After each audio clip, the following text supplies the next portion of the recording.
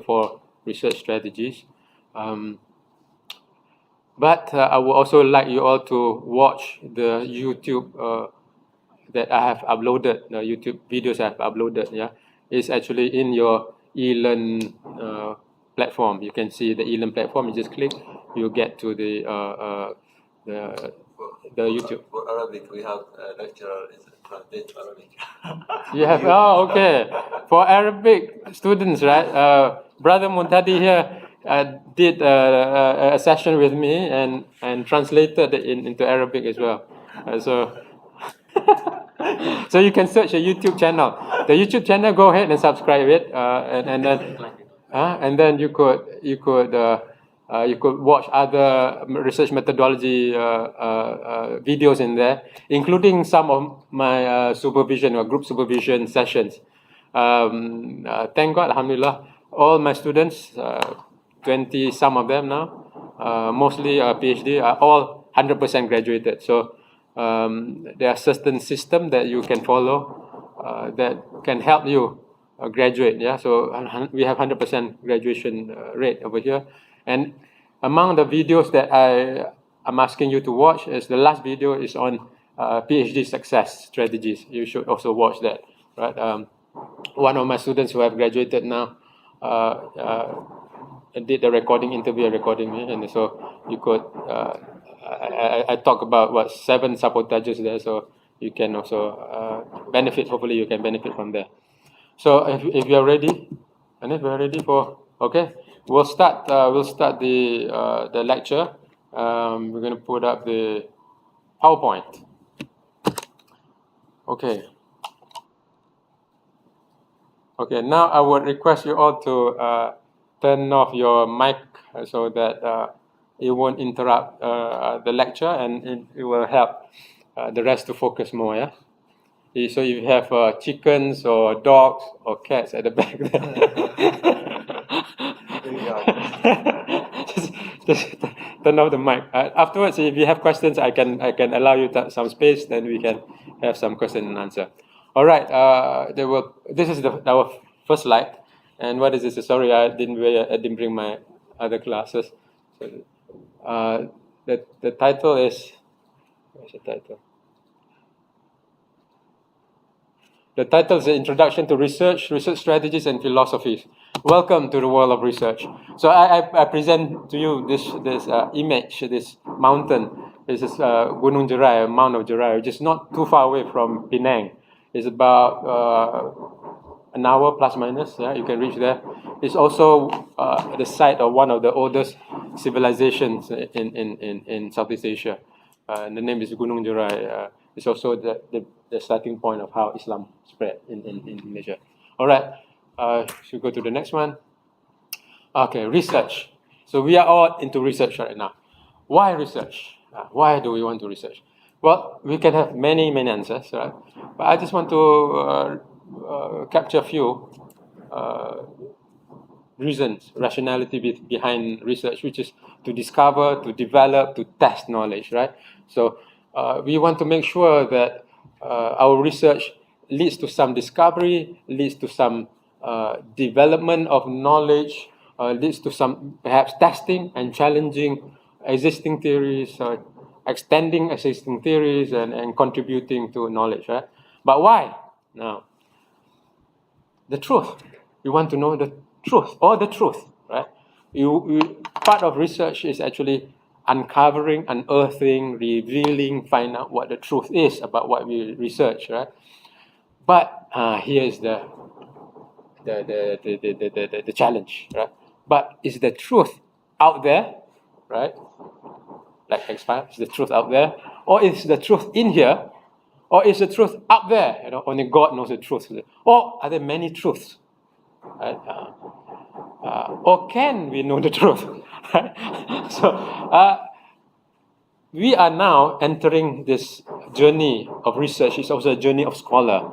So when you think of a research, when you think of your research, your PhD journey, think of it as a scholarly journey. It's a journey to become a scholar, right?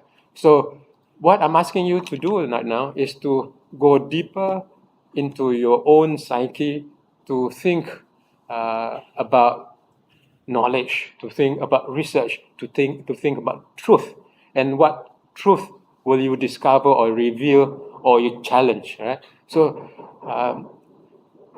if you can have this sense of purpose of being a scholar, right?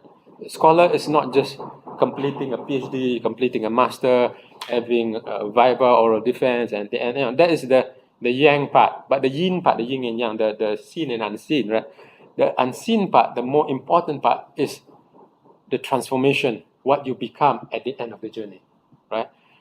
You want to get to the destination, you know, you want to have your PhD degree, you want to have your master degree, but how you have transformed, what knowledge you have built, what paradigms have you expanded, challenged, right? And that is actually more important. Yeah?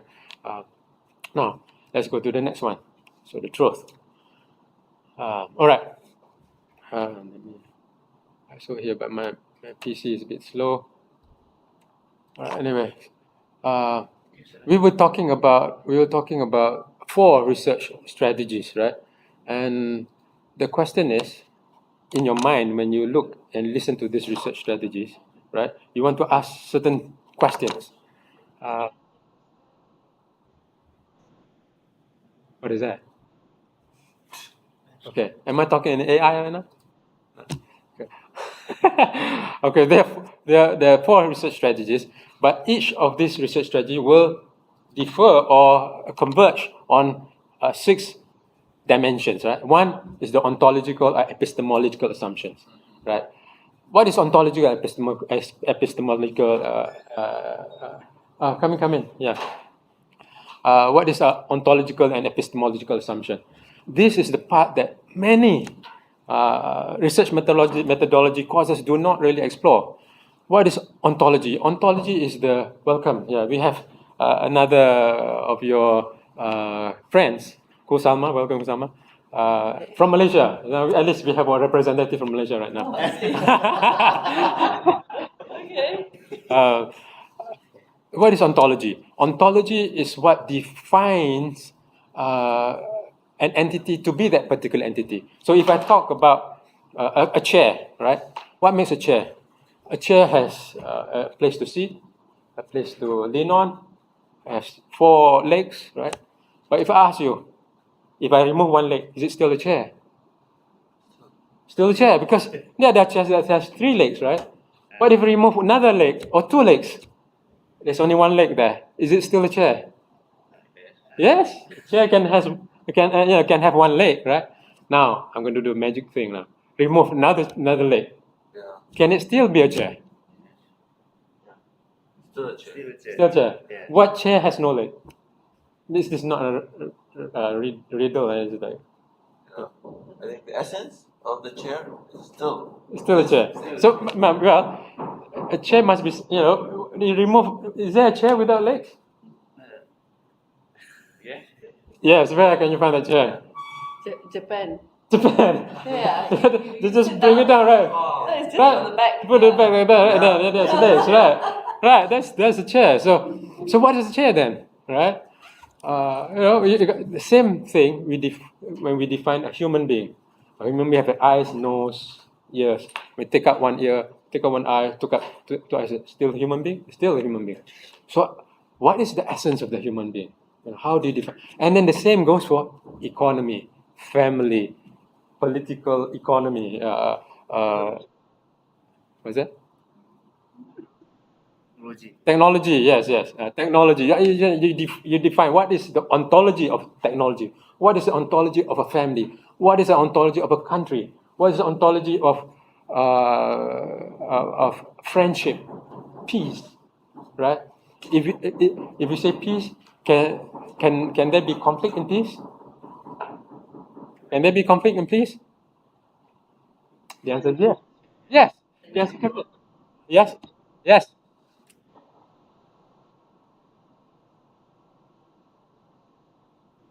Yeah. But I'm talking about to define ontology first, right? So right now we're talking about how we look at a particular concept or construct or paradigm, and we look at the components and the essences of the components. If I say just now, I say peace, right? Is peace the absence of conflict?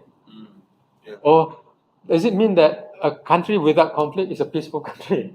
Or shall we define it much more deeply? The country or the space or the family or the community can have conflicts, but they have constructive ways of managing the conflict, of channeling the conflict, of researching and identifying the conflict and resolving the conflict.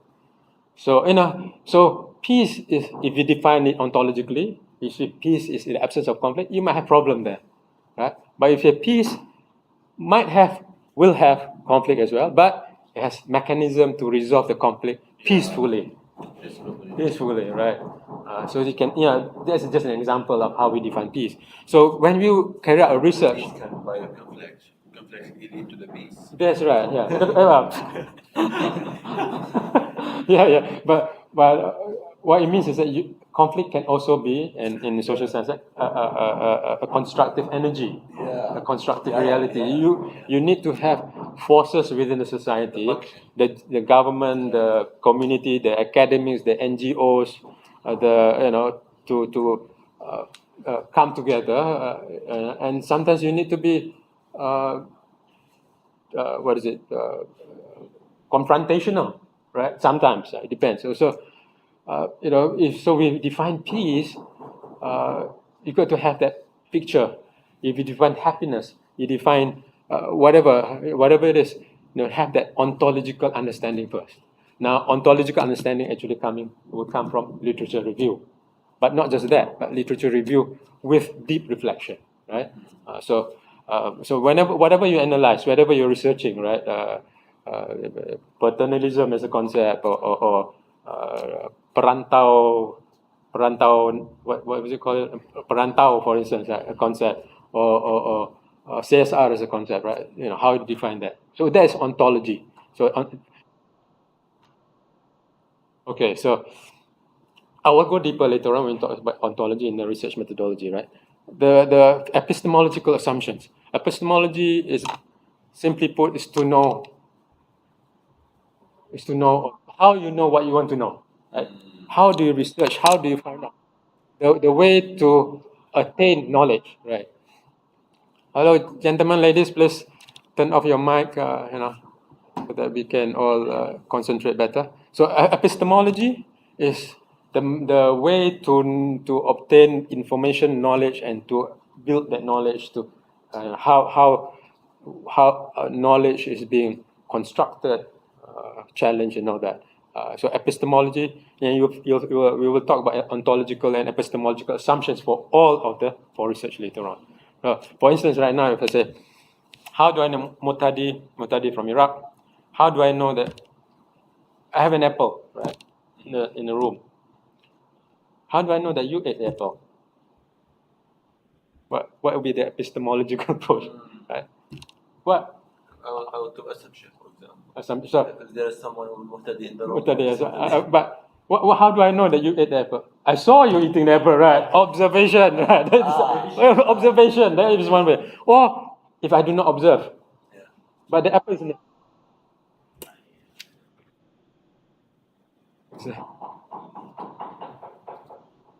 Okay. All right. Now, if I do not use observation, but I still know that you ate the apple. Yeah. Now, it's simple.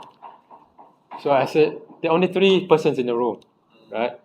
Wan Kun, Eugene, you, Mutadi, and me. Okay. I did not eat the apple. Wan Kun was way in Shanghai somewhere, right? So there's only one possibility left, right? So only one person can eat that apple, right? So we have hypothesis 1, hypothesis 2, hypothesis 3, right? Yeah. So reject hypothesis 1, reject hypothesis 2, then the hypothesis 3 will be the answer. So no matter how improbable whatever the answer is, however improbable is the answer, right? So that will be another way, through deductive reasoning, right? So can I say that epistemology is to know the ontology? Yes, you can say that. Yeah. So the ontology is something that you want to see, you want to understand, you want to understand, analyze. Yes. So So you see different epistemological approaches, different epistemological assumptions of the 4 research strategies, right? Now, steps and logic, you'll see that in the 4 research strategies, there are different steps of arriving to the destination of the research. I do not want to say conclusion, but there'll be a certain way of constructing the logic as well. Right? And you see that for the use of concepts and theories, right? So if I were to, I'm going to quote one of the research, abductive research. Right? Abductive research doesn't use the word variables. So if you throw in the word variable, it will confuse, it'll be something that is not consistent with abductive research. So variables are more for inductive, deductive, and possibly retroductive, right? So the concepts and the theory underlying the research strategies are also different. You'll see the concept in videos, yeah? Number 5, the styles of explanation and understanding are different too. Styles of explanation, so if you're doing a hypothesis kind of thing, you might have reports on percentages, for instance. So they explain the percentages, you know. Most people are like this, most women are like this, most men are like this, most Iraqi men are good looking, you know, something like that. So I know that the Jordanian king, right? Zayed, your Jordanian king is also good looking, also the queen. Right? That would be one way to explain. But there are other ways to explain too. There are ways of thematic explanation. You can use themes to explain matters as well. You can use a narration, right? A narration, kind of from the beginning to the end for each respondent. There will be another way of explanation too. You could have case studies. You can explain based on the comparative case study. This company sells products more online. The other one online and offline. The other one is just online. The other one doesn't say completely. Right? So the way you explain, the way you understand a reality is also different for all the 4 research strategies. And the 6th, the status of the products. Right? Status of the products, what does it mean? It means that at the end of the research, you have certain outcomes. Right? Particular research strategy, you say, well, we want to have something that is concrete, a causation, almost like a causation, A causes B, or A correlated to B, right? Almost very strong fix. Right? The other one was, well, no, we can never know the truth. We can only eliminate the false, the fakes, the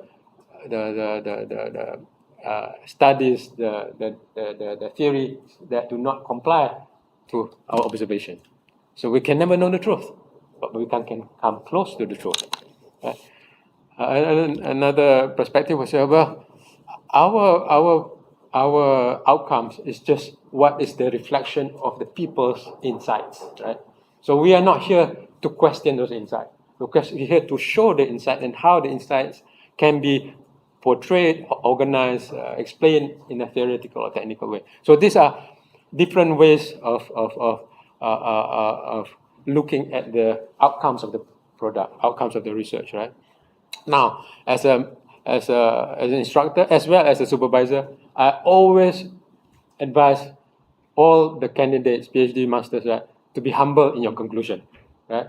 To use humble words, suggest most of the time, right? You don't use strong words, right? So that during the viva, during the oral defense later on, you do not have to defend strong statements. Right? Someone you can type while. Wow, amazing, man. I can type almost verbatim, Oh, okay. depending on how fast you talk. Oh, depending on how fast, okay. Oh, how crazy. All right, and this is, I just want to show you a bit, this is a martial arts style that's called Silat, right? Silat is a martial arts style that is known in Southeast Asia, although mainly in Philippines, Indonesia, Malaysia.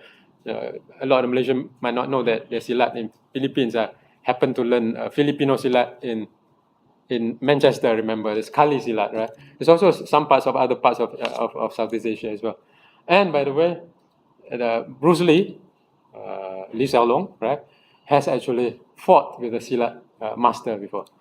Who won? You go and find out, right? All right.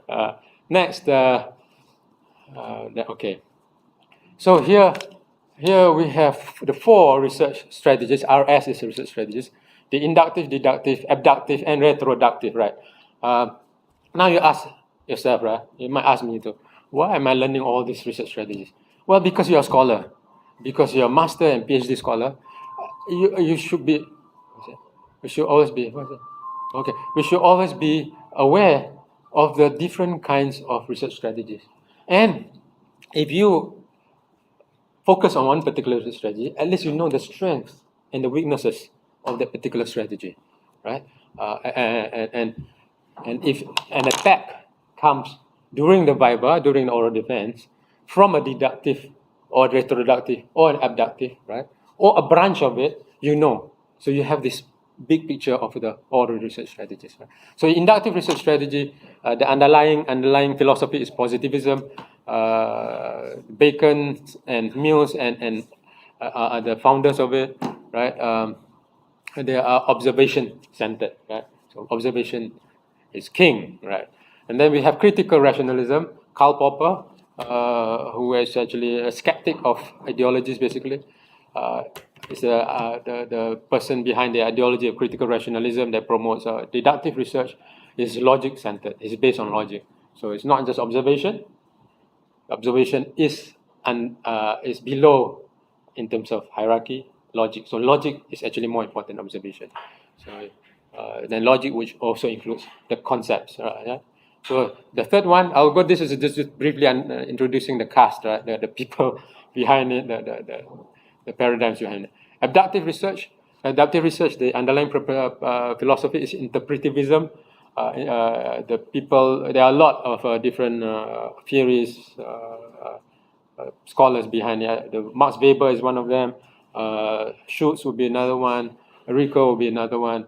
Quite a number of scholars, because interpretivism as a philosophy is broad. You can go in different fields and still use interpretivism, adaptive research. Retroductive research strategy, and that's what Mutadi is using right now. Scientific realism. The philosophy is scientific realism, is Bhaskar and Hare. And if you guys listened yesterday in the presentation of your friends yesterday, she quoted Bhaskar, right? So that's one of the person behind it.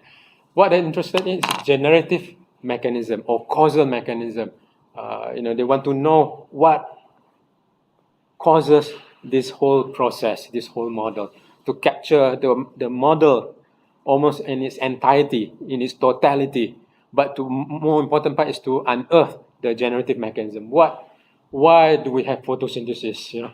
And what are the causes? What are the genetics? The sun, the water, the air, that kind of thing. So these are the 4, and this is the picture of the highest mountain in Malaysia. It's Mount Kinabalu. Have you been there, Hanif? No, yeah, you Hanif studied in Sabah last time. So this is the highest peak, the Mount Kinabalu in Sabah. There we east Malaysia, north of Kalimantan, north of the island of Kalimantan, Borneo, right? All right. Now we enter the first one, right? The first one is the story of inductive research strategy and positivism, right? The big O that we need to. Positivism is about the big O, right? Okay, we go. So the donuts. It's good to look at when you're fasting, right? But I tell you, the best donuts. The best donuts is not this Dunkin' Donuts, whatever. It's Jeko, the Indonesian donut. That's the best. I didn't say it. Many Western vloggers say that Jeko. But interestingly, they tasted Jeko in Malaysia. But Jeko is an Indonesian donut, right? Have you tasted it, Muhammad? Jeko? No, I ate the donut. You know Jeko? All right. So the first one is inductive research strategy. You see a lot of donuts, right? First, the ontological assumptions. Now, ontological assumptions is about what this particular research strategy assumes about the ontology of the world, right? So inductive research strategy assumes that there's ordered universe made of discrete and observable events. So the world, this universe, is orderly. Is not in a way God doesn't throw dice to create the world. God has plans, and I'm using the word God here, but this is the assumption of research, this inductive research strategy. Number two, order represented by generalizations about relationships between concepts. So they are interested to look at different concepts or different variables, right? And to see the relationship between these variables. So they are interested to observe the world, and they say the world is orderly, so you can see how the concepts are connected, right? So what we want to do is to number three, the primacy of observation. We must conduct observation to capture, to see these concepts, right? These entities that we must study. Now, the view of social reality is complex and relations between events, right? So the way they view reality, social reality, remember here we are studying social, we are not studying the physical, we are not physics or chemistry or biology here, is that there are connections between concepts, right? And the connections can be correlations, can be causations, can be whatever you want to say, right? And we want to explain these concepts. And if you're talking about a expanded period of time, we can look at relations between events. What events lead to what? What behavior leads to what? So this is the ontological assumption. Number four, view of reality. Number five, causes of human behavior is external to individual. The principle of externality. So the argument is we must observe what can be observed, and what the entity or the construct they observe will become the concept that we will study. Right? So we do not study something that goes inside the individual, the dreams, the revolutions, things that we cannot see, right? That's not something that we study. Inductive research strategy, epistemological assumption. Knowledge produced through the use of human senses. So if you concepts and generalization describe reality. So number three, objectivity, objective observation procedure. So what it says is this: if you cannot observe it, you cannot study it. If you cannot observe it, it's not a scientific data. Right? So observation is very important. But here number three is objectivity. So we want to be objective, just like Charles Darwin collecting, like CSI, right? Collecting all the evidence, the dust, the whatever, yeah. And we should not be biased in our collection of data. We collect all data without bias, without prejudice, right? And then we put together. Number four, recorded regularities become theoretical statements about patterns of reality. So you see data. Oh, okay. Mutadi is wearing red shoes. Hanif is wearing green shoes. Eugene is wearing blue shoes. And then we collect all this data. Blue shoes people tend to be people who wear glasses, right? Green shoes people are people tend to have mustache. Yes, right. But somehow the red shoes also have mustache.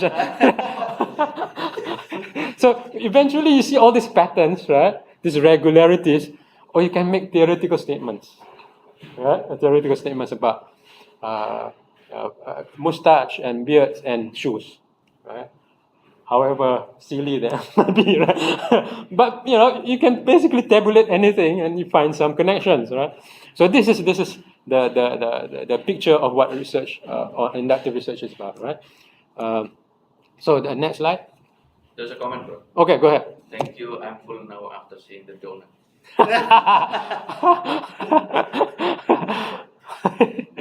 Yes. That looks better donut. I think that's Jacob donut, right? Yeah.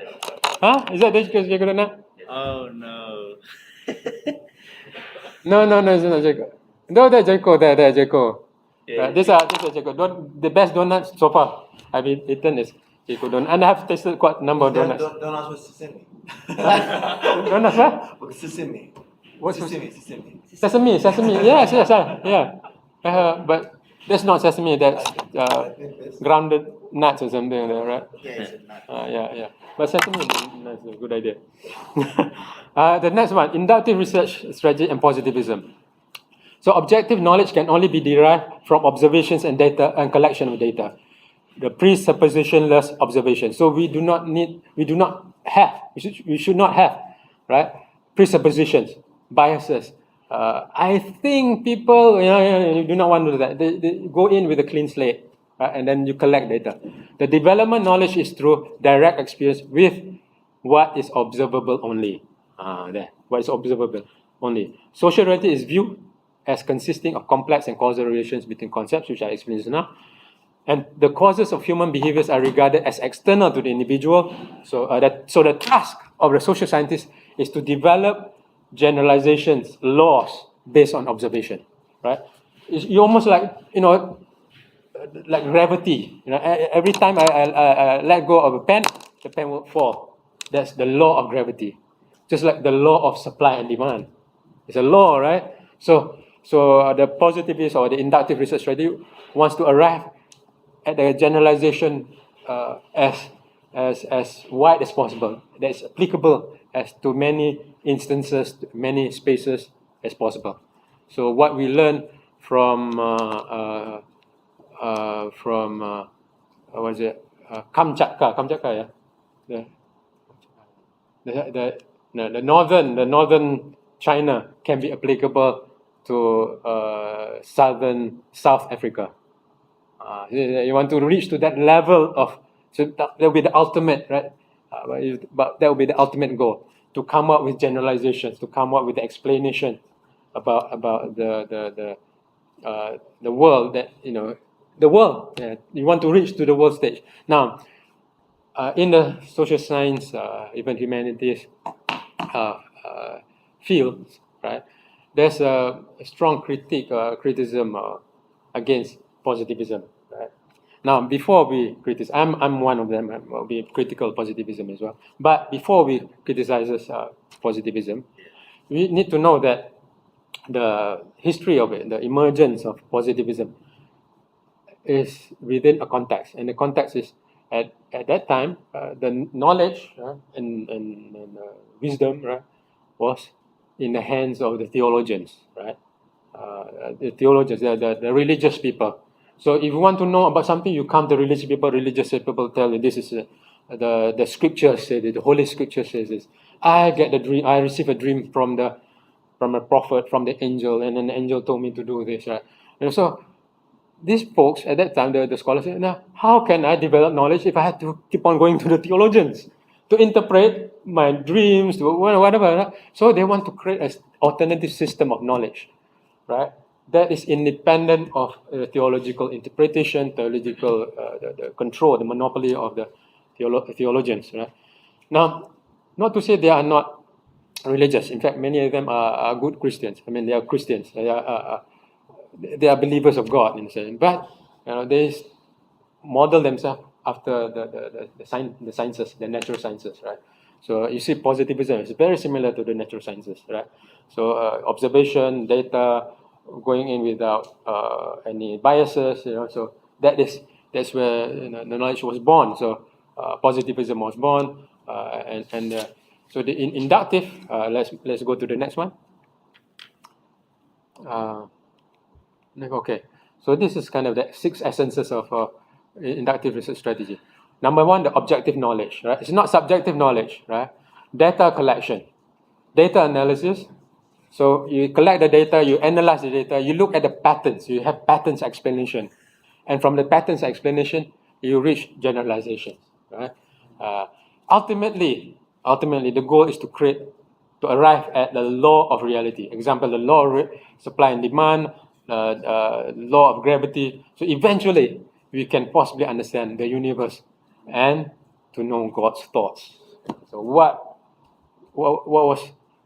God meant us to do in the field of economics, in the field of international relations, in the field of sociology, in the field of humanities, so to say, right? So we want it's like God has created this world, and we want to understand this world. We want to understand God's world, God's principles, God's God's formula of the world, right? So you see, they're also not anti-God, they're not anti-God, right? They want to pursue knowledge, but not from a theological perspective, right?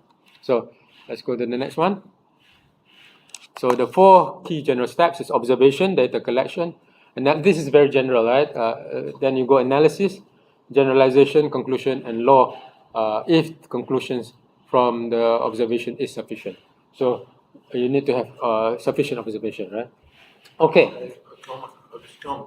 He reached to this two law control on the society, Statistics, yeah. and dynamic. And dynamic, yeah. Statistic society and dynamic society. You say between two these things, how can society move on? Yeah. So something stays stable and something change. Yes. This can be law, but Yes. So if you look at the macro, the great founders or great thinkers, they tend to be scholars who are interested in laws. Karl Marx talked about historical materialism, how the society changes, and the modes of production and all that. Max Weber talks about the traditional, rational, charismatic authority. Ibn Khaldun talk about the rise and fall, right? Yeah, So human history is. yes. So you talk about how Ibn Khaldun, the grandfather of social sciences, talks about how society becomes strong and become a kingdom, and then over a period it will become weak and then fall. Right. Civilization and Bedouinism. Bedouinism, yeah. Yes. And since we talk about Ibn Khaldun also, he was critiquing history, because history at that time was just looking at events, a series of events, right? So Ibn Khaldun said, well, how can we understand history much better than just a series of events? 1911 something happened, 1915 something happened. What's the connection? So he says history needs to be analyzed like a flow, like a pattern, right? So this is how social sciences emerges after that. So yeah, this will be people who look. So they will come out. The 3 laws of rise and fall of kingdoms. You can come out something like that, right? Or you can say, well, the 5 stages of product cycle, right? Management, yeah, right? The product cycle has stages, right? So there will be another example of this, right? Okay, we are ready to the next one. We're ready for the second one. Okay, this is a story of deductive research, right? The strategy is critical rationalism. See the big T? The big T is that hammer of Thor. Now, be careful. Do not Google the word hammer of Thor, because something else will come up, right? So it's called Mjolnir. So once I say that, I think some of you are doing that.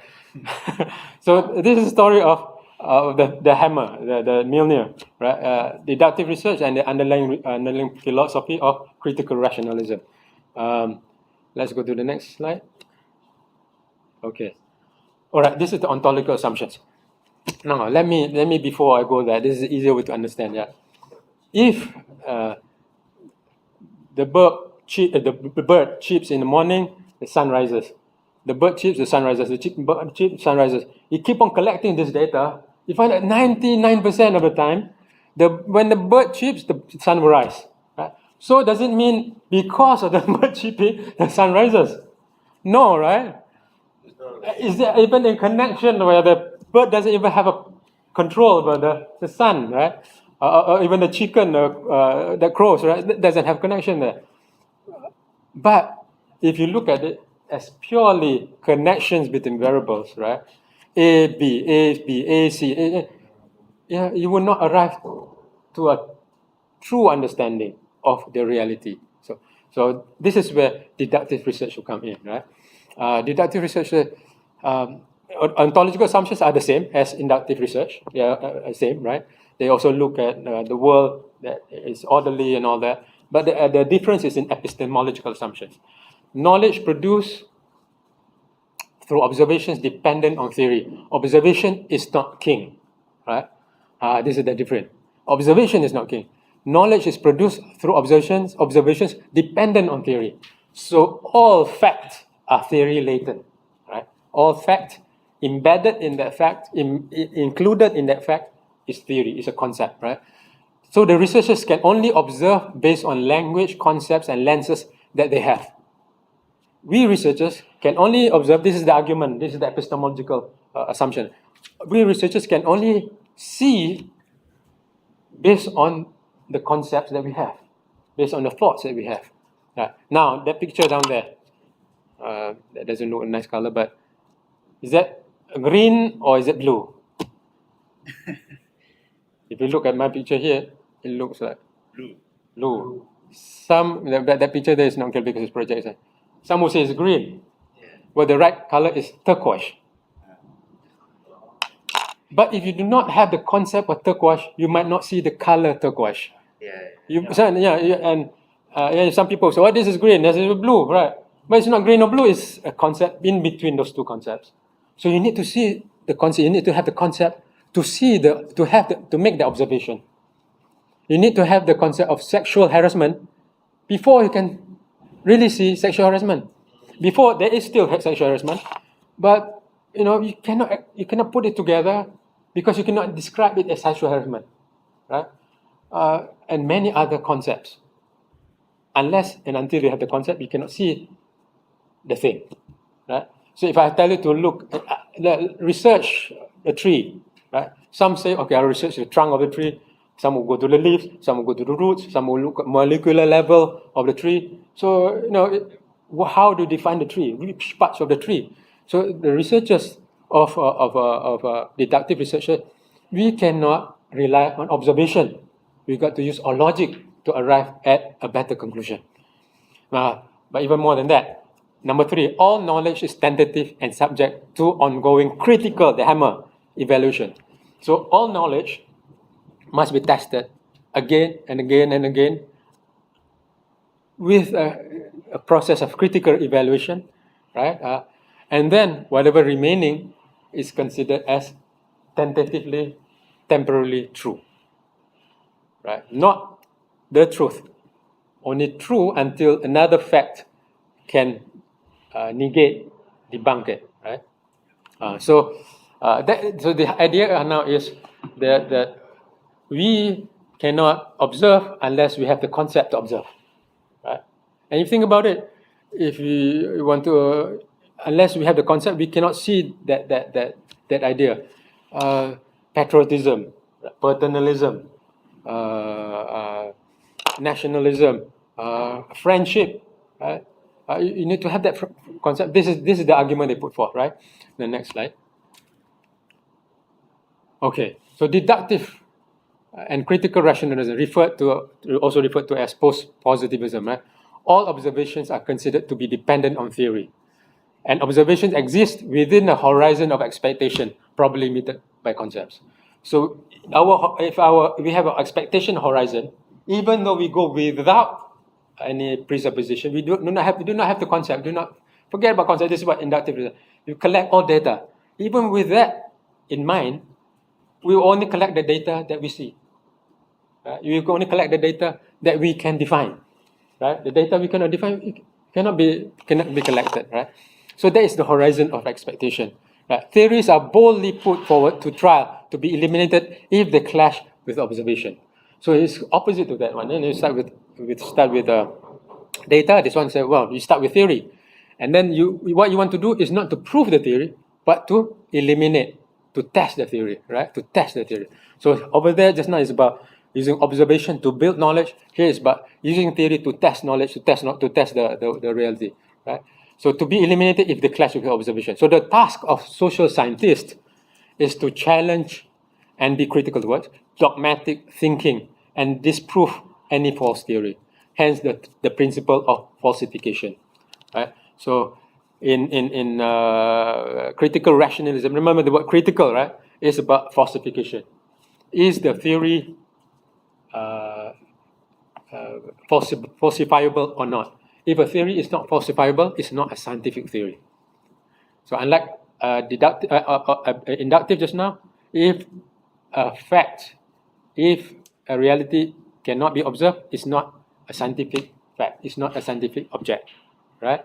Here, a theory cannot be falsified, it's not a scientific theory. Hence, you find there will be critical of Freudian theory, for instance, because it's post-dictive, not predictive. You take a case, it's, long time ago when you're 2 years old, you have anal retention problem, now you become anal in your anal, meaning people are control freak.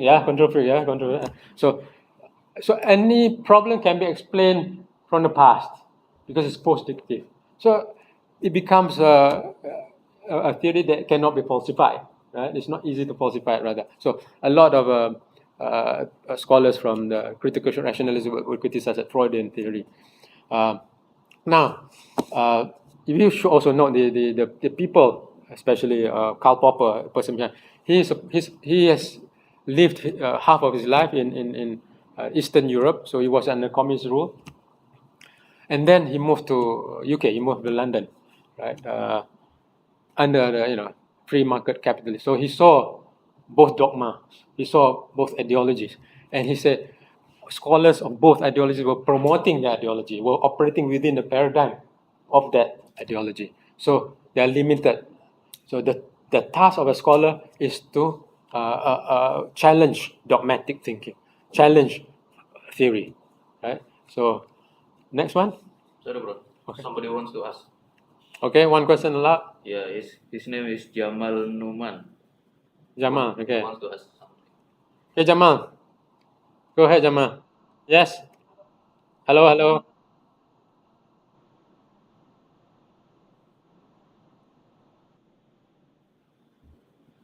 It's not live.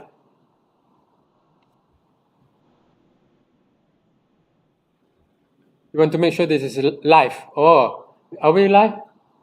You guys, I mean, Eugene, can you see us live? Eugene, can you see us live?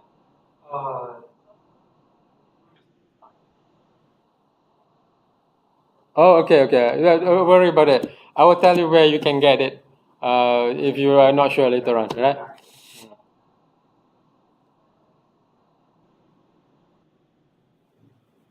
Okay, I will address your concern afterward, Jamal. Thank you for raising it up. Other people might have the same. Yeah, other people might have the same concern. All right, so we go to the next slide. Next slide. Deductive. Okay, here you got it. Deductive research strategy. The essences is number one, hypothesis from a theory. So if you see a research that has some theory and then they have hypothesis as deductive research, yeah? And then from the hypothesis, they do data collection. If the test fails, the theory is false. So they start with a theory, you have hypothesis, you collect data, you say whether this hypothesis is accepted or rejected. Number four, if the test succeeds, theory is corroborated, meaning supported, but not proven to be true. You can only come closer and closer to the total truth. You can never know the truth. So It remind me when Karl Marx criticized Hegel. Yeah, okay. When Hegel gave this dialectic, Uh-huh. and he explained the human history. He said human history he passed by perfection or idealistic. Yeah. So from idea go to the Material. material. Yeah, yes. So Karl Marx criticized this Yes. and say no, it's Opposite. came from material to idea. Yes. Maybe this can be Okay. What Mutadi has raised just now is about the idea of idealism versus materialism, right? So our thoughts, our ideas, are the one that create our physical, Our economic reality, or is it our economic, physical reality, materialism? So materialism, Marx, idealism is Hegel. It's materialism, material that creates our consciousness, right? So the way we think is affected by our material condition, right? So we all will think idealism, of course, our thoughts, right? But Karl Marx will say, no. He said, the rich think the way they rich because they have all the money. Yeah. The poor will have to have, they are under certain material context, they will have different reflections. So the thief say, well, they steal because they do not have food, right? The rich, the thief steals because they do not have the right ethics, right? Now, so see all this. So Karl Marx will have the debate with Hegel. So if you bring in Karl Marx to this idea, so you can test Karl Marx's idea about that, you come up with theory, hypothesis, and you test the hypothesis. And you can Yeah. reject idealism or materialism. Yeah. Yeah. Now my take on that one, most of us are will be affected by materialism. Only few is idealism. It's like, like Gandhi, Yeah. Yeah. Yeah. right? So the picture there is Zeus. Zeus is the god of the deities, right? So Zeus has this lightning rod, right, that he would throw to people. So it's like, if the theory, if the hypothesis is false, it'll be rejected. It'll be eliminated by Zeus' lightning rod there. If Thor, which is son of Zeus, right, half son or what, sons of, cannot do the job, Zeus will do the job, right? So the whole idea is to test theory, challenge theory, but whatever remaining will be corroborated, but not proven to be true, right? Can only become closer and closer to the truth, right? So see, you see this now, we talk about the status of the product, right? The product here is not to say I found the truth. The product here is to I eliminated all false theories and hypotheses. Whatever remaining is considered as very close to the truth. So they don't. The other one is to come up with laws, right? So the next one. Okay, good. Deductive research. 4 steps. So deductive research starts observable patterns. So observation is not eliminated. Yeah, observation is still important. In that sense, empirical data is very important. Tentative, come up with tentative theory. Then from the tentative theory, you have hypotheses and propositions, and then you test. If there is no confirmation from observation, then the theory is supported tentatively. If not, the theory is rejected. That is the critical testing process. You test all the theory, how strong that theory is, and you eliminate. So the focus is different, right? All right, we're finished with 2 research strategies. We'll move on to the third one, the story of retroductive research, the strategy and scientific realism. Okay, I think the generations now can know. Kusama, you know this? Do you know who they are? I forgot. Okay, it's okay. So there's X-Men. There's X-Men, yeah. X-Men, right? But you don't know, man. I know. Right, you okay? Yeah, I know. This is three parts. This movie, I think. Yeah, this is magnetic. Yeah, the magnetic one. Yeah, Right? but the other one I can't figure out. Which one? The top one? No, the left. That's the younger Magneto. Oh. This is the X-Men. There's an older Magneto. This is younger Magneto, right? Okay. And down there, there's somebody else there. Oh, Joker. Joker, right? now, okay. These are supposedly villains, right? Or half villains, right? Villains. They are not heroes or villains. But have you watched the film Joker? Yeah. Okay. So a lot of people, Raja told me this. People have you watched Joker? No, not yet. That's okay. Joker is a crook, right? There's the enemy, the arrival of Batman, if I'm not mistaken, right? Antisocial, sociopath, psychopath, all in it, right? But if you watch the movie So Joker, who actually nominated for Oscars, you come to understand why Joker is the way he is. Right? Joker was at the beginning, he was a good man, he was a clown, he was his mother and all that, and then at the end he said, well, I feel empathetic to him, right? So Hanif, did you watch Joker? Yeah, right, yeah. So this is where the essence of retroductive research or scientific realism. They want to know not just the connection between A to B. They want to know why A leads or becomes B. Right? If you say, problematic family deviant children, problematic family children. Okay, we have this connection. Right, by the way, it's not completely true, but we have this connection. But why problematic family leads to deviant children? No one has explained that. So retroductive research, right, is to use that magnet to bring out that story. Why we have this problematic family that leads to the children, deviant children? Why Joker becomes Joker, right? This is going deeper. This research strategy is probably the boldest, if to some extent, the most difficult, right? And that's what Mutadi is doing.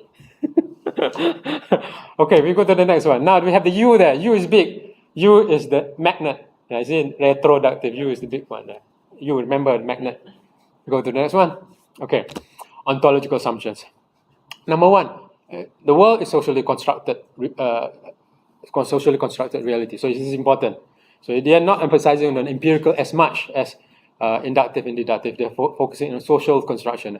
Number two, it exists and acts, should be as independently of scientists and their activities. Right? So either we go in with our concepts or not, right? Either they already exist there, right? Number three, reality exists in these three spheres or domains, right? Empirical, actual, and real. This is the sophisticated part of this research. There are three layers of reality, right? We will go in deeper into it. Number four, world can be described by observable event or phenomena with reference to underlying structures and mechanisms. So we want to understand the world, but we want to understand the world as a phenomenon that is created by a process where it is generated from this causal mechanism. So you want to know why is the tree growing? We must understand the process of photosynthesis. We must construct the model of photosynthesis. You must understand the causal mechanism of photosynthesis. The solar, the water, the air, the carbon dioxide, oxygen, and all that. So they are going deep, right? Epistemological assumptions. Entry point can be a theory or data, hypothetical models and mechanism. What does it mean? It means this. Inductive starts with data. Right? They collect data, they build data, they build even patterns and then generalization. Deductive starts with theory. Right? Retroductive doesn't matter, theory or data. Just start and build a model, right? Like a model of photosynthesis. Has anyone seen photosynthesis? No one, right? If you don't build a model, you cannot see, you cannot examine it, right? Number two, building hypothetical models or mechanism to be verified and tested with data. So they build a model of how things work, how things become that way, right? And they test. Number three, revealing the underlying mechanism. So ultimately, they want to know what is the underlying mechanism, what is the generative mechanism or causal mechanism, right? Why Joker becomes Joker, right? Okay, so this is the assumption there. Let's go to the third one. The next slide. The next slide. Here is the retroductive research strategy. There's three spheres or domains of reality. EAR, here there. Number one has to do with empirical. Number two is actual. Number three is real. Now let me explain something with maybe an illustration that we can understand much more easily. I've said this before to you all. We know magnet has power, right? We know magnet has that power. But has anyone seen magnetic power? Power cannot be seen, right? Power of magnet cannot be seen. What's magnet in Chinese again? 磁力，那个铁，磁铁。So magnet 磁铁. Alright. Okay, so just in case you do not know, so because you guys were asking me last time. So you cannot see the power of magnet, right? But you can see the manifestation of the power. We can see when the power is acting upon something that it can attract and pull to itself, you see that power manifesting, but you cannot see the power. So retroductive research is to understand, to capture this reality and say, where is the power? Right? How do we explain this power? How do we explain this phenomena of magnet pulling in this iron sands, the sands or anything that has iron or steel in it? Right? We want to explain that, right? So the power is in a domain that we cannot see, right? So that is what we call the real sphere. Number 3, the real sphere, right? The real sphere. It is real, but oftentimes power cannot be seen, or anything that creates reality cannot be seen, right? Like a belief system, ideology, cultural value, liberalism, right? Conservatism. That is something that cannot be seen, but it can cause action, right? That's power. So that is real. Actual has to do with events and interactions and processes. So when the real activates its power, right? You see a series or a collection or a group of activities or processes. So when the magnet activates, so to say, you can see the steel or the ions are being pulled towards it, right? And the outcome is empirical. Yeah? The outcome is empirical. So empirical also means observable. So we look at observable events. We want to know the underlying causes. This is what retroductive research is about. So if I explain this one, right? So case number 3. Case number 3, you see, the power exists, right? You might see, you might not see it, right? So you see there, when the case exists, extreme less, right? Extreme less, you may or may not exist. It might generate an activity or not generate activity, depending whether it's been activated or not. So veto power, United Nations, veto power. 5 countries have veto power, right? US, England, China, Russia, France. France. Okay. So we cannot see veto power, right? Apa nama? Hak veto ya bahasa Inggeris. Veto, ya. Hak veto. Okay. We cannot see veto power. So, but they exist, right? They exist. Right? Does it exist in sphere number 2? May exist, may not exist. It only exists whenever it's being activated. Whenever US what's that? What happened? Okay, the world tried to condemn what is it? Israel, and then US abstain. Right. So that is a manifest. That is something that's being activated. So that can exist, can also might not exist. So the power, like magnet, right? The activation might occur, activation might not occur. Electricity as well, right? Might occur, might not occur. Empirical may or may not exist as well. So if it's not activated, you do not have the actual sphere. If there is no actual sphere, there is no empirical sphere. So if you cannot see something, doesn't mean it doesn't exist, right? And if something were to be activated, right? Power to be activated, for instance, right? It might generate a series of actions, processes, activities, right? So if you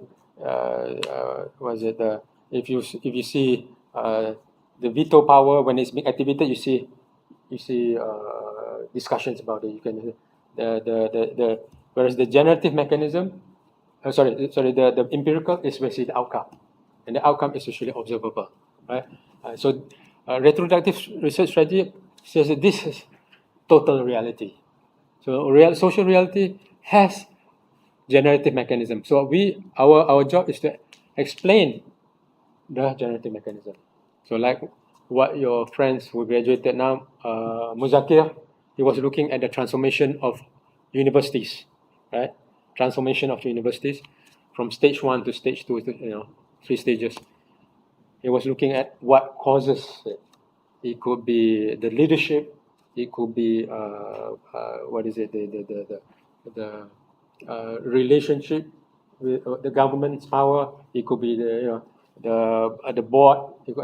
These are the real, right? So And if you look at especially big transformation, societal transformation, we see that happening as well, right? Okay, so this is the reality, the domains of retroductive research strategy that it seeks to unearth and forms into a model, right? It forms into a model, just like it will create a model of why there's riot in Indonesia, there's no riot in Malaysia, even though we have currency crisis at the same time, 1998, I think, right? Why, right? So the same crisis, but then the same currency crisis, but one has mass demonstration, one doesn't have mass demonstration, right? So what is it? So do you want to understand the causes and how the causal mechanism affects the actual, what activities it takes, what process, and then what manifestation we see, right? Okay, so the next slide. Okay. Okay, here we go into deeper explanation, right? Reality example, magnetic power. So magnetic power can be replaced into some kind of social power as well. It can be cultural power, ideological power, patriarchal power, political power, economic power, right? Have independent existence in the real sphere. It exists in there, right? A reality that is claimed to exist and acts or has the ability to act, even if it has no manifested in actual sphere, or has not been observed in empirical sphere. So empirical sphere is observable, right? So certain things exist even though it has not been activated, even though it has not been seen. Realism is ultimate search for generative mechanism which produce a pattern of events, manifestations of a real sphere, like metal sticking to the magnet. Realism is looking at the real, right? So the word is scientific realism. So they want to see not just the surface, but also the underlying the surface, which is also real, right? This is interesting because in inductive research and positivism, an object that cannot be observed is not a scientific object. Here they're placing a lot of weight on entity that cannot be observed, right? The existence of active generative mechanisms is independent from events that they generate, such that they may be inactive or out of phase with the actual pattern of events, let alone be seen empirical, like veto power, US world dominance, nuclear capacity. Yugoslavia, the balkanization of Yugoslavia, right? The ethnic tension, right, was there for a long, long time. Even though Russia tried to bring in different ethnic groups and all that, but ethnic tension has been there. But it's in latent meaning unseen, right? It's not active. But then when it's triggered, right, suddenly,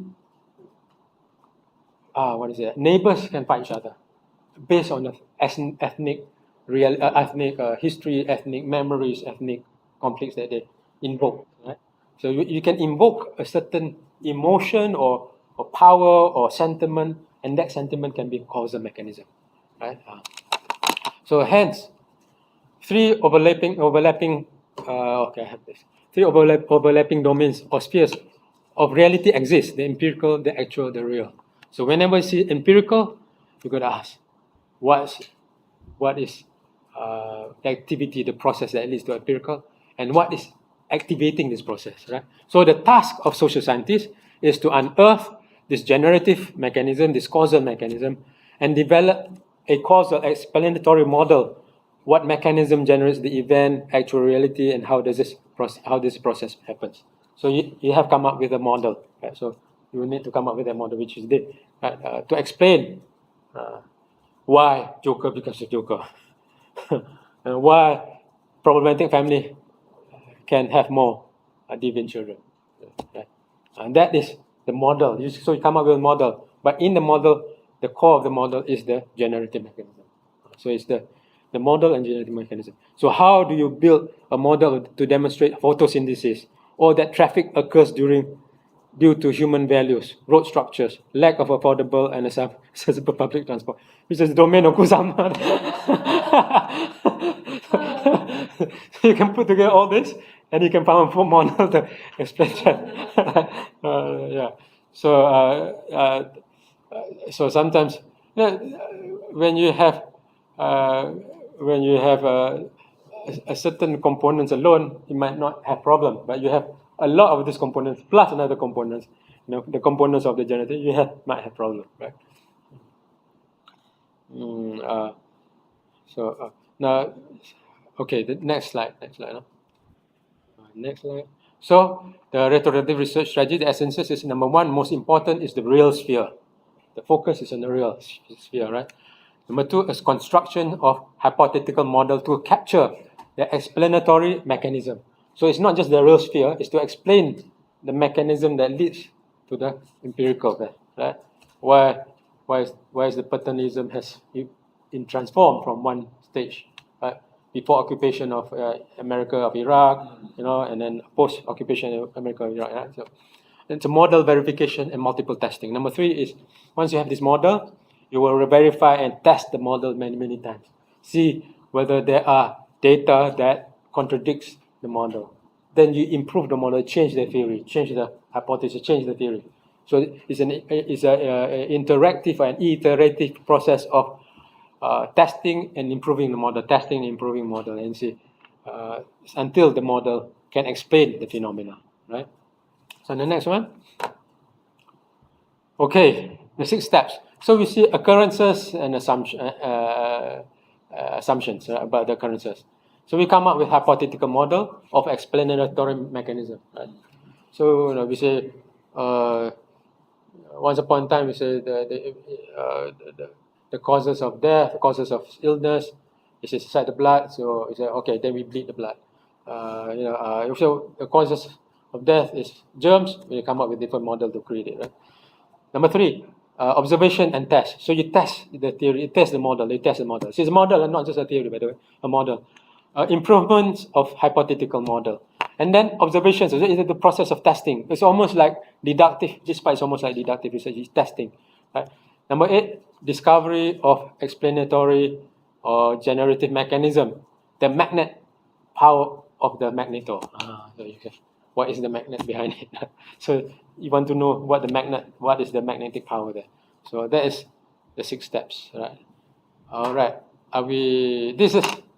This is the essence, the steps of retrospective research. So if you look, inductive research is about data. From the data, you have pattern analysis, pattern explanation, generalization. Deductive theory, here, the entry point, right? Remember we talked about entry point? It doesn't matter, data or theory. It's interesting. But this is a very brave research methodology, right? Research strategy. And it's also tough, right? Okay, we go to the next one. We meet another superhero. Okay, this is a rival or a friend of Magneto. The story of abductive research strategy and interpretism. Another X-Men hero. Professor Xavier, right?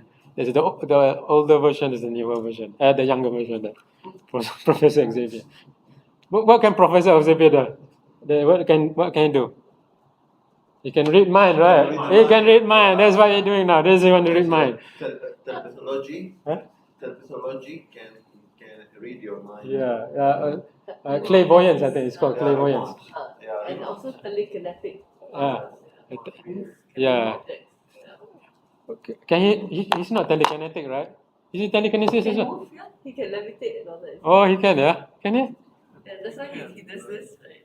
Like this. Oh, okay. Move, Okay, telekinesis. Yeah. Okay, that's slightly beyond our research methodology. Then when we go back to theology. Okay. So this is, Professor Xavier is about minds going inside right now. Right now it's about going inside. Okay, go to the next slide. Okay, ontological assumptions. Yeah. There's a big difference between ontological assumption of abductive research, then the inductive and deductive. Social reality as the social reality as a okay. Call 911.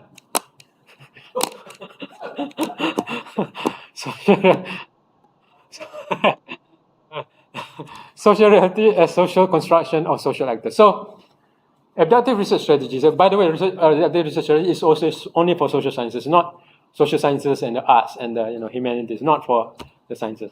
They say we are living in social reality, and social reality is constructed by social actors. Right? That's a very important point. So, later on we'll go deeper into that one.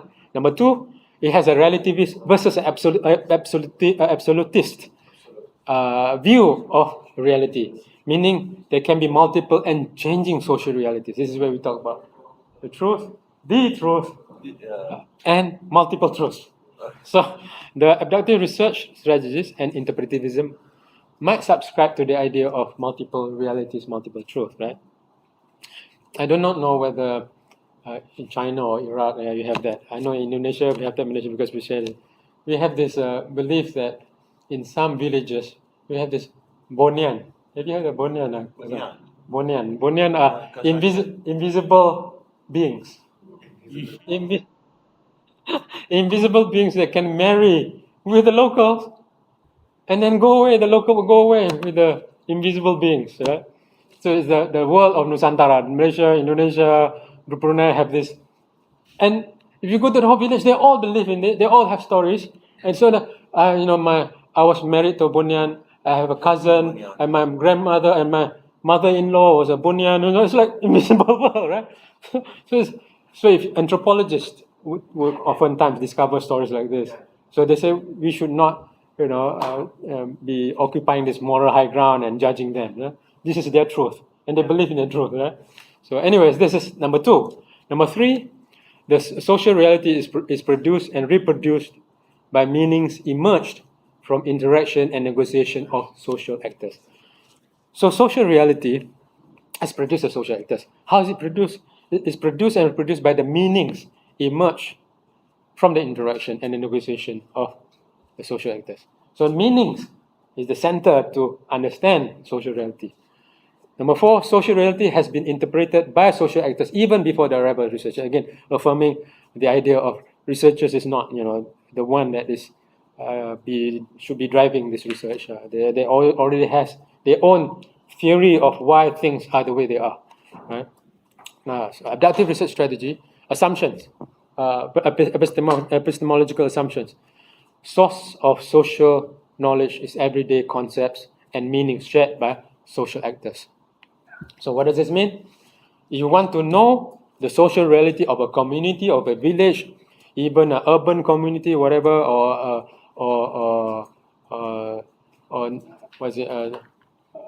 gay Nazis, right? Gay Nazis. Nazis were gay. Complicated. You know Nazis, right? Then, hey Hitler, how Nazis? Nazis. Yeah. But gay, right? Which is a contradiction in terms of them. That if you want to understand that, you got to go to them. So the point of entry, unlike retroductive or inductive or deductive, is not data, it's not observation, but the social actors themselves. You do not start with data, you do not start with theory, you go straight into the social actors. You abduct. So the word abduct. Abduct means what? Abduct means kidnap, right? Yeah. Kidnap, right?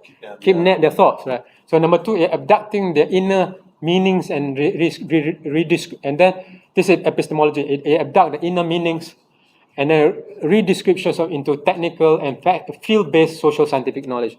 So you take their perceptions and understandings and meanings and theories and explanation about the world, and then you interpret and then concepts first, right? You can interpret it using your concepts or using your even theory at the higher level, but it must be grounded on the inputs, meanings, knowledge, vocabularies of the social actors. So number three, theory building.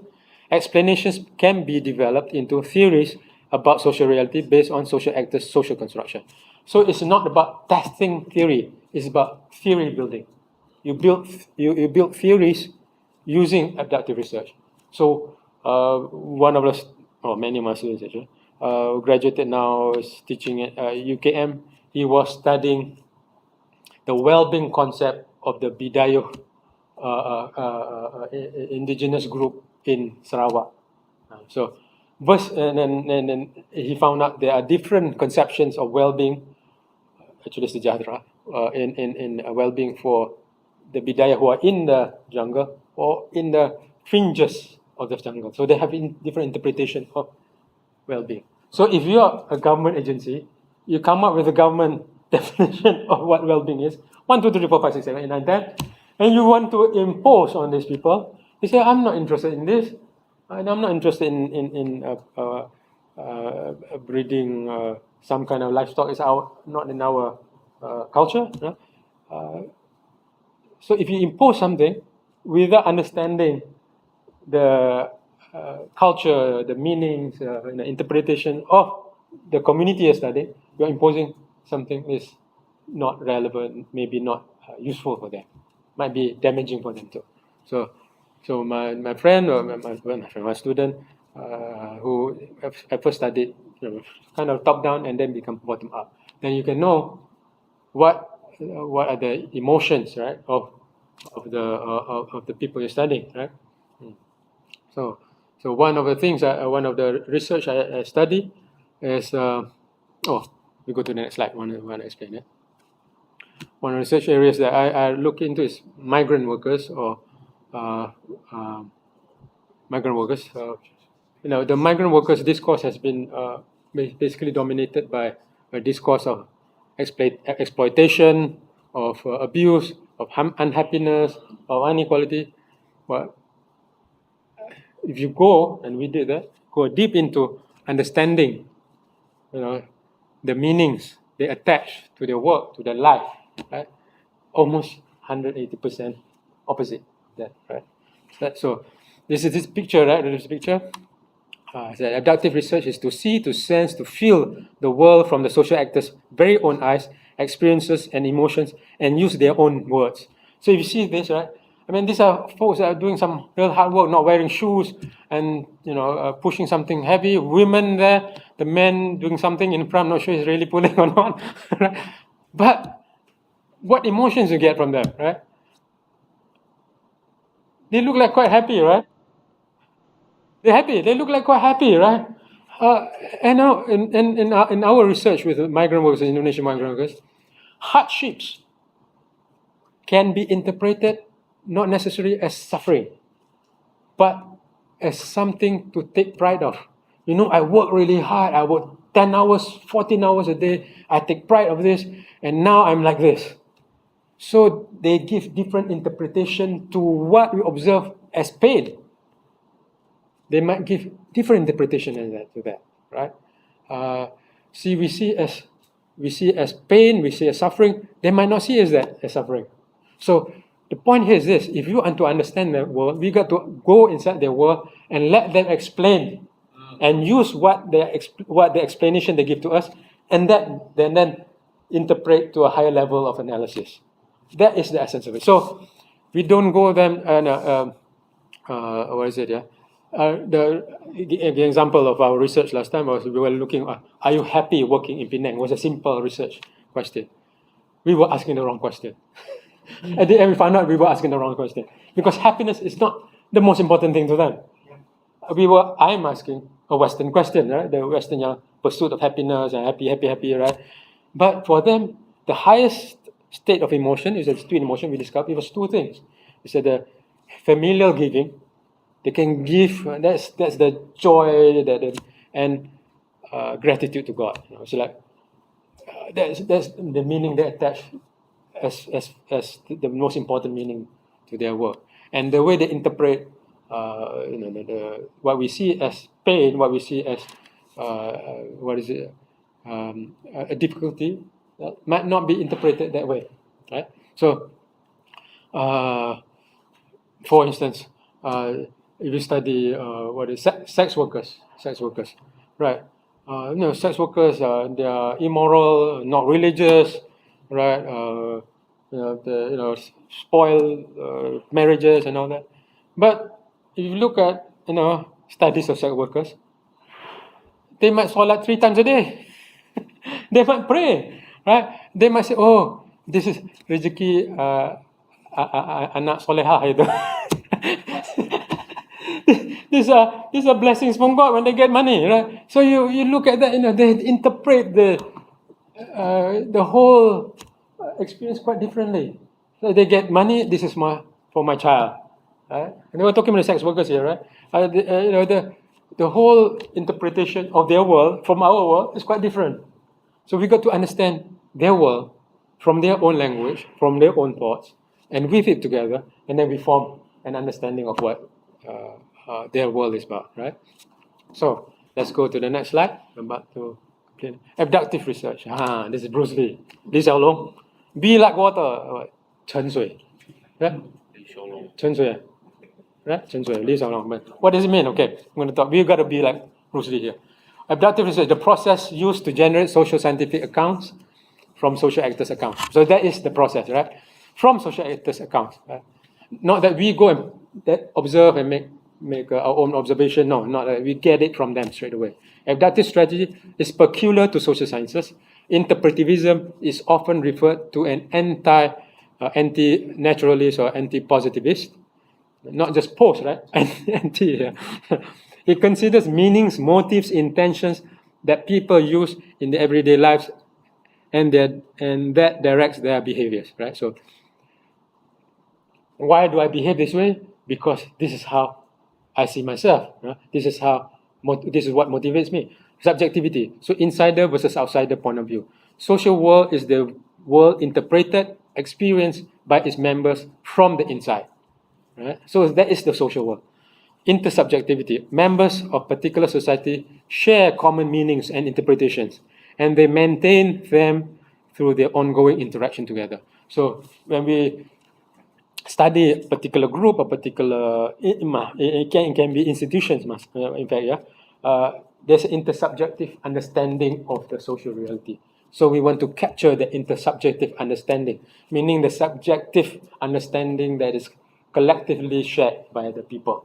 So it might not be just singular understanding. It can be 2 or 3 or 4 different interpretation for a particular experience. All right. The task. So this is the task of social scientists is to capture these insiders' meanings of social actors and convey them in a technical, scientific, theoretical language. So, yeah. Okay. So this is quite different from the task of retroductive research, the task of inductive or deductive. You can see that, right? So the task is to stay true to the language and the concepts of the social actors. So, they say the anthropology way, as like a feudal. Yeah, good one. By the way, that's a very good point because some, not all aspects of anthropology is abductive. Now, it depends on how an anthropologist carry out the research. So anthropologists sometimes would adopt more inductive than abductive. What does it mean? They would submerge themselves in the environment. They would be with the villagers, eat with them, dance with them, whatever they do, right? Or work with them, right? And they come home, they do their own notes. It's anthropologists, right? Now, abductive is quite different. Abductive is to say, what does dance mean to you? What do you dance just now? What does dance mean to you just now? You were doing this just now. What does this mean? We're doing like this now. What does this mean? Right? Is this TikTok or what is it? No. So you interpret. Now, anthropologists have the tendency, because rightfully so, to interpret based on their own immersive experience. Because they stay with the community for 6 months, a year, they know red means this. Red means courage. Red means blood, whatever. The abductive research, right? A researcher will say, what does red mean to you? They do not assume. Here in Penang, for example, I see in the Chinese shops, there's cut toy, and just do this signal, do this. The cat toy. Cat, do that. Yeah, do that. Yeah, in China too. I guess before is that this is they worship or ritual to their god. But when I asked the Chinese student here, what does this mean? He told me this means money come. Money come. So Phát cho là bị, phát cho the là bị. meaning are different to me. Yeah, the meaning are different to me. Yeah. That's the beauty of the Chinese the Chinese religion. There's so much related to wealth and prosperity. Yeah. That's right. So So I can this meaning I interpret. you can interpret that. I like that. Yeah. And also, sometimes there's different animals for different purposes. Too. Yeah, I know that one. So you're thinking this is praying like solat, I right? think it's prayer or worship.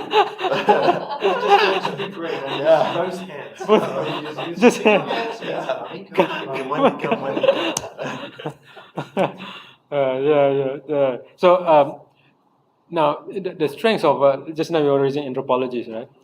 The strength of anthropologists, but anthropological approach that uses inductive, is that there's certain things, and this is a term for anthropology that is considered as hidden narrative that people might not tell you or not want to say, right? Something like a taboo. It could be taboo. It could be also something outside the taboo. Right? I give an example. So if I go to a home in the village, they say, is the village head of the village, right? Come to my house and as a guest. So he will come to the house. He will say, "Oh, my house is very small. Just and, there's not much food prepare for you, but the whole table is full of food, right?" So what they say is a hidden narrative there, right? You are not supposed to interpret literally of what he says, right? So the person is being humble, right? Humble. They're being house. So the house is a small house, but this is the village head, right? So it's a big house. It's a small house. And this is different narrative. So now the abductive research, oftentimes like phenomenologists will say, what do you mean when it's a small small house? What do you mean when you don't have a lot of food? You have plenty of food here, right? So the phenomenologists will ask that question. So the anthropologists or the inductive will say, it's a stupid question to ask. You don't ask that to village people. Right? Yeah, for example, in our culture, when the guests come to our home, for example, and we do dinner or lunch, what you say? They want. Yeah, diwan. Diwan. Yeah, when we give this banquet, the food. Food for him. We what say? So we say sorry. This not your dinner, not your lunch. What does mean? Because you deserve better than this food. So we have just this simple food. This you don't deserve it. You deserve better. We say there's not your lunch. There's this not your dinner. Oh, okay. Okay. So you deserve better. You deserve more than this. Yeah. Sometimes I'm joke with them. Say, this is not my lunch. Go. This I my lunch. My lunch. You can really throw that. Yeah. Is that it?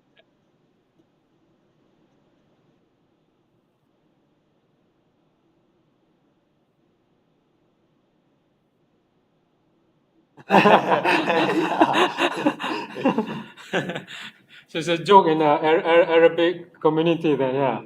Okay.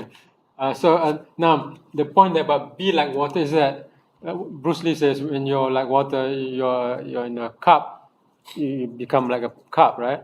Water in a pot, you become like a pot. So likewise, so an abductive researcher will be like that. You absorb what they think, what they feel, what meanings, they absorb. Right? So it's like want to be like water, right? So the final one, I think, final one. So abductive, the word abduct, to get the insider's point of view, and to systematically capturing everyday language and meanings, which we create what we call the creation of first order constructs. So, for instance, I'm studying migrant workers. I say, all those hard work, how do you see all the hard work? And I say, well, it's not hard work for me. It's a pride for me to work. This is my pride of working. So pride. Right. Another one said, oh, no, this is blessing. It's rizqi from Allah. This is a blessing from God. Right. I got a blessing from. The other one is well, I work because my friends all work. I enjoy working. So you have joy, pride. blessing. So they have three different concepts to describe the hard work, right? Or they say, well, at first it was hard, but eventually it becomes easy. So you got to, how do you translate that? Hard becomes easy. Then you got to conceptualize it into one particular construct. So that is capturing the meanings and the concepts, not our meaning. Yeah, you can have, so in abductive research, you have what? Probing questions. You have probing concepts. You don't have one, the interview scheme one by one. You have concepts. You ask them, is this what you feel? Is this? Then you even go deeper and deeper. It's just called probing. You go deeper and deeper. So they will describe their experience maybe in one way, maybe in two ways. They have 3-4 different ways. You capture that. You capture the everyday typifications of their experience, of their lived experience, right? How they interpret it, what meanings they attach to it, and they will have certain behaviors. You will get their interpretation of the behaviors as well, right? Because their behavior, the way you look at their behavior, it might not be the same as your behavior, right? So if everything is quiet, does it mean nothing or it means something, right? Like in Bali, Nyopi, the whole island is sepi. The whole island is quiet, right? In Bali Island, when they celebrate their, I think it's called Hari Raya too, right? Yeah. Quiet, not going out. Yeah, everybody stays. And if you go out, you can get caught. Yeah. Just like some Westerners recently get caught by because you're supposed to respect the peacefulness on that particular day. So I mean, recently they got mad, but then there are other issues about Westerners in Bali. Yeah, there were some Russians, I think, if I'm not mistaken. All right, so once you have that everyday concepts put together, you have this, what we call the first order construct. Then you go to the third one, build a technical, field-based or social scientific explanations based on social actors' concepts or stock of knowledge. So you have these ideal types, right? Ideal types of experiences, of meanings, of whatever that you're researching. So, and that social scientific explanation is theory building. So this is whole thing is theory building. You have a new theory explaining why the Nazis become gays or the gays become Nazis, right? Whether they are gays Nazis, which the Nazis do not like and the gays do not like. the Nazis do not like gays, the gays do not like Nazis, right? But they're gay Nazis. So you can so you have a theory about gay Nazis, a theory about millennial migrant workers, right? It's a theory about that. So this is the next one, Annie. So first we enter social actors' world and capture the knowledge and meaning and social worlds, everyday concepts, the actual words, they use actual words, even indigenous words, the local words. Sometimes the local words say even more than the translated words. So, but you got to translate it because there are wisdom in that local words, right? In fact, like the word in Bahasa rezeki is hard to translate into blessing, but it's the closest. So can we study this is abductive research strategy social actor like for example leadership? Yes. Leaders, Yes. leaders of society, and this leader, their decision or their behavior lead to empirical or lead to the social structure. Yes, it Can could be, or for example, companies. You have united both united these companies, and if the managers of these companies or bosses of these companies, if something decided against another, maybe the effect on the employees. So it can capture. It could. So you could do carry out abductive research on the managers, top management, the top. companies. Yeah. You can, if you're interested in that, you can also capture from the bottom too, right? So if you talk about leadership, two of your friends graduated now. Taufan, who's now in Jakarta, he studied youth leadership. So at the end, from the technical interpretation, he leads to the fourth he came out with typologies. So he had 4 typologies of youth leadership in Indonesia. So it's typology. So the other one who studied was from Philippines, Nefertari. Was studying what is it? Muslim leadership in there. So she come up with something as well. So yes, you can study leadership.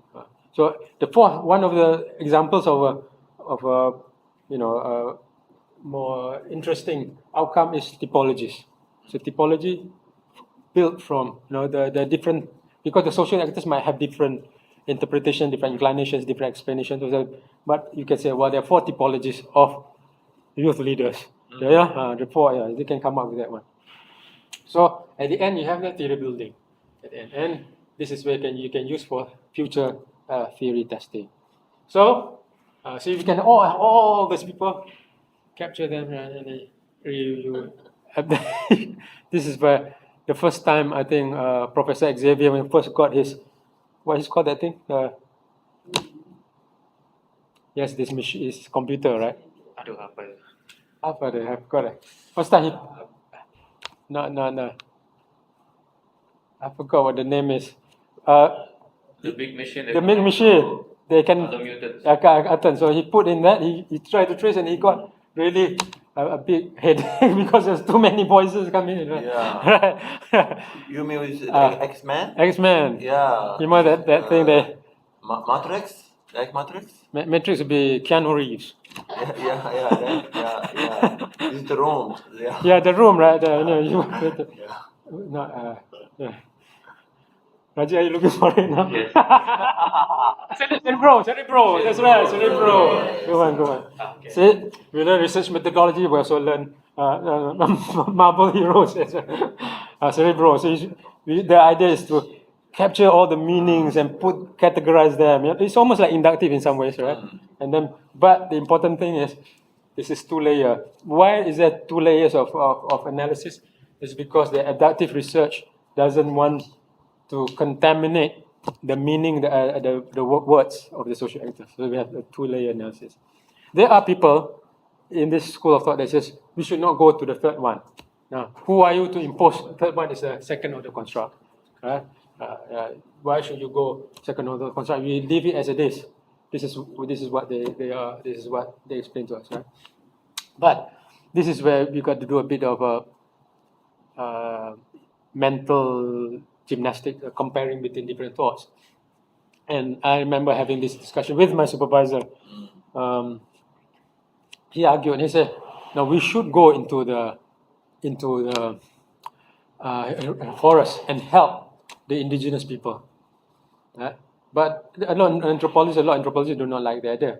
But he said, "Look, if you have the responsibility, if you have the capacity to reduce infant immortality rate, the babies who die of early age, if you have the power, then you have the moral obligation to do it, right? But there's another school of thought that says, no, you're going to intervene with the indigenous culture. Every time there's some urban or outside people going into the indigenous culture, you will disturb, destroy, damage, alter, whatever the reality there. So there's that debate there, which is an interesting debate, I think. But again, my former supervisor. How about theoretical study in the abductive research strategy for Doctor? For example, if we have 5 or 6 theories, explain one phenomenon, and each one he give own interpretation. So there you have these 4 or 5 theories to explain. So if you start with theory, then it's not abductive research. Not abductive. You do not start with theory. You start with the people telling you what the theory is. The people will construct the theory for you. People will tell. So you want to capture the theory of the people. So, we have if you come with theory, it'll be deductive research. Deductive. Yeah. Okay. Yeah. So here the people will help you construct the theory. They will explain why I behave this way, why I do this, what is the meaning of that, and you put them together and see the theory of urban farmers. So Kusama is doing abductive, right? So there'll be something there. So you can, oftentimes, abductive research will generate original theories, oftentimes, because it's localized, it's indigenized knowledge in the sense that to the local social actors. Oftentimes it's original, right? But why does? But you can compare the theory with other cases. Yeah? But this is an explanation, the theory about urban farmers in Penang, for instance. Right? Why they do this, how they do it, what meanings they attach to it, right? This is the reason. So oftentimes there's no other explanation out there that if you do something specific like that. Okay, now we go to the final one. See, there's another one. A person on a wheelchair and people trying to push him top the hill there, right? But they're all smiling there. So again, what we see might not be what we think we see, right? So here, this is the last slide. Right? This is terima kasih wassalam there. So the SEMPRIS, the oldest social research center in Malaysia. There. So I'm telling you all, in your research, find joy along the way. You know, research, masters, PhD even more so, can be a lonely journey, right? Oftentimes it's a lonely journey because you are the only one pursuing that research. It's not like a class you take, like algebra 101, whatever, you know, everyone takes a class and you have a test. No, you have to think about what the problem is, right? And I kind of remember my finite maths professor, American, he came to the class, it's a math class, is it? And we Asians are good with math, right? Come up with a problem and solve it. The students were having real problem because they cannot think of a problem. Usually they solve problem, but they cannot think of a problem, right? At the end, it was interesting. He took it's like a little quiz, took all the papers. He said, I didn't say you have to define a mathematical problem. You can say, have you eaten yet today? Yes, I have eaten. But that professor is a bit, he's a drunk. Every morning I can smell his breath. He's drunk. So here is a journey where you have to think about your problem. You got to problematize. From there, you got to find your research question, and the research questions are actually the compass to your research, right? And then you got to find the right methodology to answer the research question. So the right methodology is extremely important. And by the way, I've sat through, I don't know, more than dozens of Viva. Methodology is almost always a question they would ask, right? In fact, Professor Norman Blakey, one of the top 10 methodologists, said it is the easiest one they attack. So you want to be strong, you want to be clear about your methodology. You will have the last 6 weeks, the 4 weeks with your school and supervisors or your own centers. This is where you really go deeper into your methodology because our fields are so wide and broad and diverse. There's literature, there's performing arts, there's communications, there's management, there's accounting, there's political science, international relations, sociology, and all that. The field's so wide, so you got to get the right one from your supervisor. But before the end, I've loaded 5 video on YouTube, which you can get from e-learning. And the last one is on success strategy, PhD success strategy. I would really encourage you to watch that video, the last one, right? And in the video, I talk about the sabotages of a PhD. As I said, alhamdulillah, thank God, all my students graduated 100%, and it's from that experience, of other Viva that I've sat in, that I've thought through this. I didn't prepare, but that was my thoughts about what the sabotages are. So look at that. You can even, if you want to revise, which I highly encourage, that is on the YouTube. But do not scan the QR code on the YouTube because there was a QR code from the previous class, right? So you can watch that. You might see my interpreting the lecture slightly different from today, right? So I will stop. These are the references. The references there. Strongly encourage you all to check out the approaches to social inquiry by Norman Blakey and designing social research by Norman Blakey. I do think one of those two will have samples of research proposal, if I'm not mistaken. Yeah, so you can look at that. It's in the library as well. You can check out the library. Yeah. I will open the floor for to 4:30. Any questions, inputs, comments from? Hi. Okay. And we had the. Your name is? Na Ying Ching. Okay, where are you from? Where you from? I just want to get to know. Where are you from? From Penang. Okay. All right. Continue. We're Penang boy.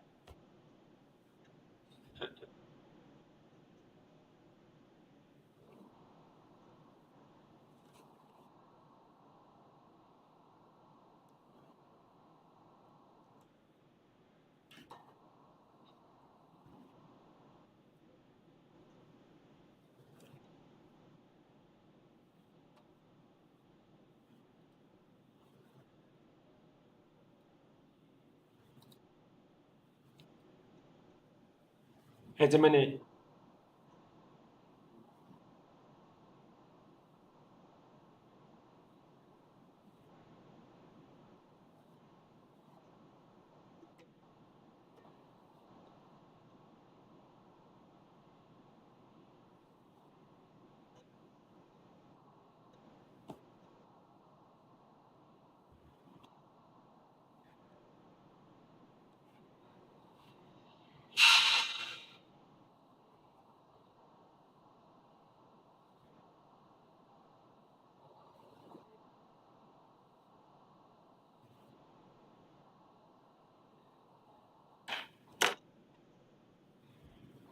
Good. Very good question. Important question there.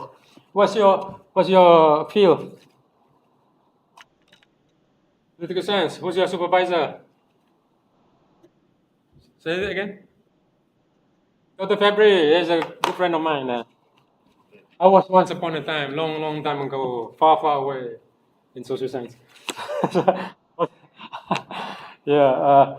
Okay. Important question, which relates to the point that we discussed just now. So we have abductive research. We have the inputs, insights, meanings, interpretations, emotions of the social actors, right? But we, as a researcher, know that there's something called false consciousness, that they are interpreting based on their own experience, based on their own consciousness. So they do not know, for instance, that they are being exploited, for instance. They do not know that they're being subjugated, right? So Marx did talk about this, about false consciousness, right? That people, this is where materialism says, when materialism comes in, that people's consciousness are actually dependent on their material conditions, right? So I'm gonna that will be at the intellectual discussion. I'm gonna give you advice, if I may, to as a supervisor. So what I would advise is to keep those parts that you have just raised now, about hegemony, about false consciousness and all that, to the discussion and analysis. So you keep the analysis and discussion strong and long, right? Strong and long, right? Now, if you listen to my video on success strategies, I do talk about thickness of data, right? So you can go about that. And by the way, believe me, thickness sells. Thickness persuades the examiners, right? So you go with a thesis like this, with a thesis like this, it's more believable to have this thesis like this, right? I know some supervisors will say, it doesn't matter how thick you are, how it doesn't matter, it's the quality that counts, right? That's a logic. My experience many times, right? Is about the thickness counts. And I tell you why the thickness counts. Because examiners have this social tendency to be examiners. Right? And the context over here is like we want to criticize, critique, to give constructive comments, right? But it's easier to cut rather than to add. They say, this is too much. You do not need this part. You do not need that part. You do not need this part, right? That's good. You just omit, right? During the correction, you just, just cut and throw it, cut and throw, rather than add more, right? And you want to allow them to do the cutting, right? This is strategy. And I remember this is coming from my old supervisor, now retired. Right? He said, so every time I met him, I would give him a list of things I think I need to correct, right? So one day he said, Reef, that's why you call me, Reef, you got to stop this, right? When you go to the presentation, proposal, the oral defense, whatever, you want to let the examiners correct you. Examiners want to correct you, so we want to let the examiners correct you. So, there's a 顺子 art of war tactic. You give them something to correct, right? Something to cut, right? And if they cut that one, they don't attack you, the other part. Well, you should be happy. Yeah? Go ahead. Yes. But hold on. Your name again, Yan Shem? They answer your question there. So the answer is to put that part in your analysis, because this is the part that scholars have disputes. That we know that something bad is happening, but they do not see that is happening, right? So you can use that argument, but the power of abductive research is that it brings out whatever the reality that is experienced by them, so they can talk at the higher level, and you make your analysis thicker. Yeah, don't make it like 5, 6, 7 pages. Make it thicker, make it stronger. Yeah. Okay. Yes. Who? Somebody else was raising their hands. Okay, Ziad again. All right, Ziad. Yes.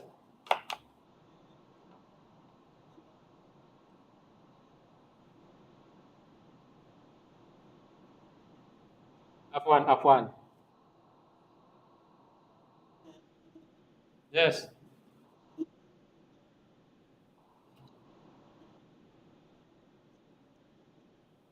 Yes.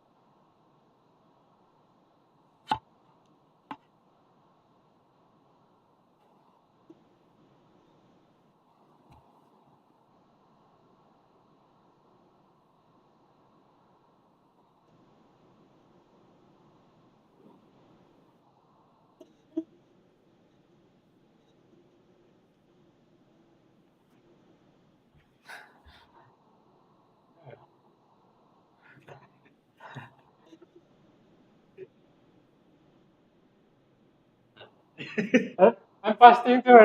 I'm fasting too. Siam. Siam too. Right. Sorry.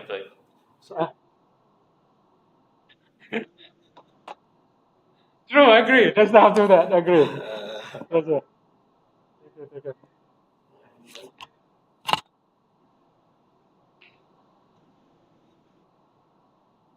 All right.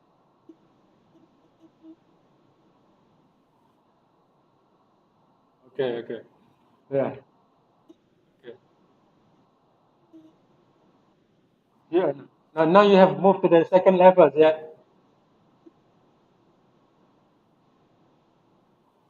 Oh yes. Come. You can come to St. Priest. You're welcome to come to St. Priest. Where are you now? Where are you staying now? Bhakti. Your room in Bhakti? In the hostel, in the dormitory, or which hostel? Which hostel? Huh? Inside campus. Oh, inside campus. Which hostel? Bhakti.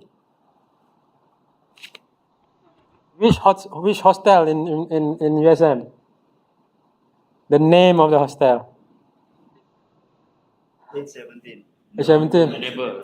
Huh? Yeah, Bhakti. Bhakti, you're still in Bhakti. The name of the name hostel is Bhakti. Bhakti. Right, you need to know that. Okay. So maybe some of these days you can come, you can hang out with our friends over here. There's from Indonesian, China, Malaysian, from Iraq. That's why Iraq, brother Mutadi here from Iraq. So he has done one video in Arabic too, right? I'll translate to Arabic. Arabic in my channel. Yeah, it's okay. In your channel, right? Right. Okay, welcome.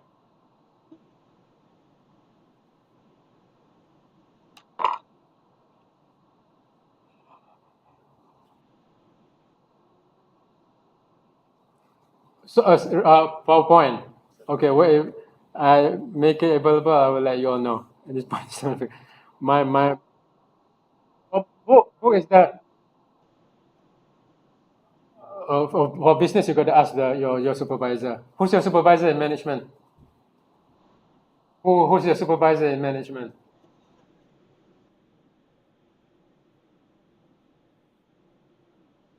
Okay. Maybe a young guy, no, maybe junior.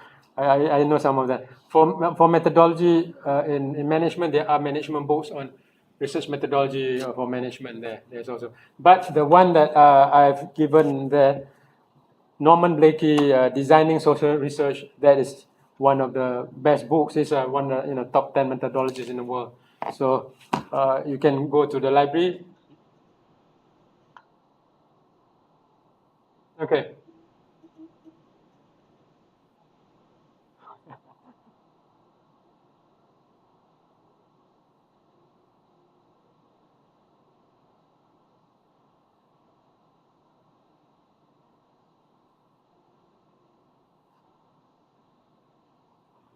Okay. These are the books there. Thank you so much. Available in library also. I think another one also he raised. There. Yeah. These are three books. But the first book is in Bahasa, so the other two books are in English. Thank you. This is how fast. Yeah.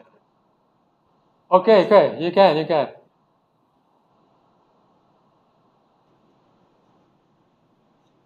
Welcome. Your name is? Manizai Babra. When is it from? Oh, आपके से हैं? थोड़े. Okay.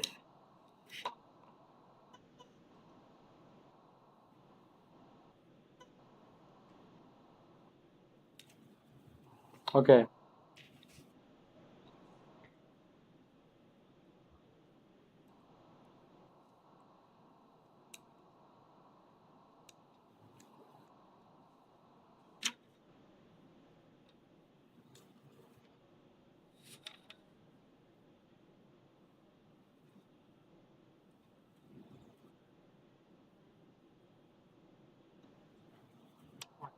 Yeah. Very important question there. Panizai, how do you pronounce your word? Panizai sa. All right. Okay. This is what you have raised just now is rather common, among us in the academia, right? Usually, the two main paradigms there will be highlighted as inductive and deductive, right?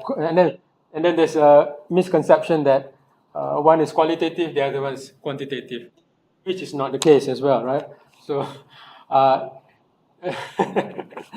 so the difference between inductive and positivism and abductive, which is interpretivism, is that inductive, the concepts are constructed by the researchers, whereas abductive interpretism, the concepts are constructed by the social actors.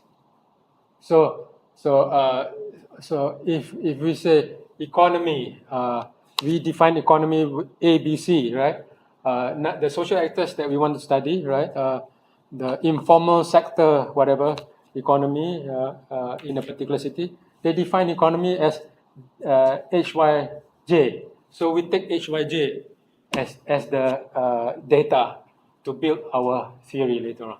But of course, it's not that simple, but you get the idea. So it's not our concepts. So we do not, abductive research does not start with a framework. So if you start with framework, abductive research, if people understand, will laugh at it. The framework comes at the end, or a framework or model or theory or typologies will come at the end. So inductive, now inductive can be both quantitative and qualitative, right?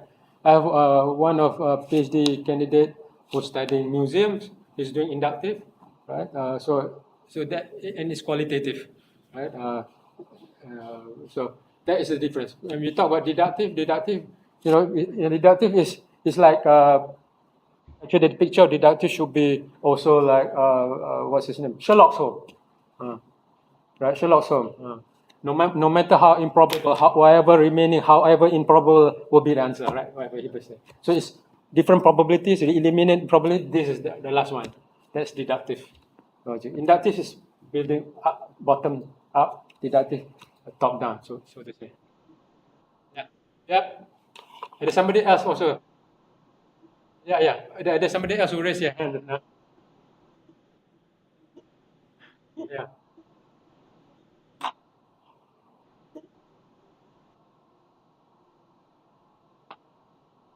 Inductive. Inductive, not deductive.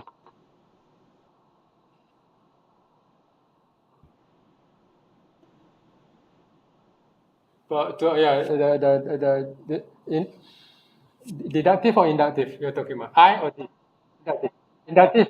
So inductive will be you be collecting the data and constructing conclusion theories from the data. So you put the data. It's like the CSI. They find there's patches of dirt and then the patches of blood, the patches of cloth, and say, well, what put it together and then say, oh, what would be the pattern here? And then they say, oh, maybe the cause of death is because somebody being stabbed. So they will theorize based on the data. Whereas deductive, they come with the theory. They say, how can we explain this phenomena? They say, well, there's possible three theories or three perspectives. Then we come up with hypothesis and then we test the hypothesis. That's deductive. Now, the other point that perhaps you want to know is that we can combine at different parts of our research. We can do that, right? So sometimes some research can combine, but not as a one sequence, right? But you can combine. So you can collect data based on inductive method, right? And then the data, you pass it back to the manager, pass it back to since you are in the management manager or employees or the stockholders, let them interpret the data. That will be another way. You can have that. Then we are having a mix mode, which we're going to talk later on in the qualitative research, which we will meet again, that one. Yeah. I will let somebody else ask a question first. Muhammad Fatah. Muhammad? Muhammad Fatah. Muhammad Fatah. All right. All right, Muhammad Fatah, your turn there, because you raised your hand there. Yes. WebM. From WebM, bro. From? WebM. Okay. Fatah, where are you from? I can hear your voice. Where are you from? Malang. Oh, gimana kabarnya?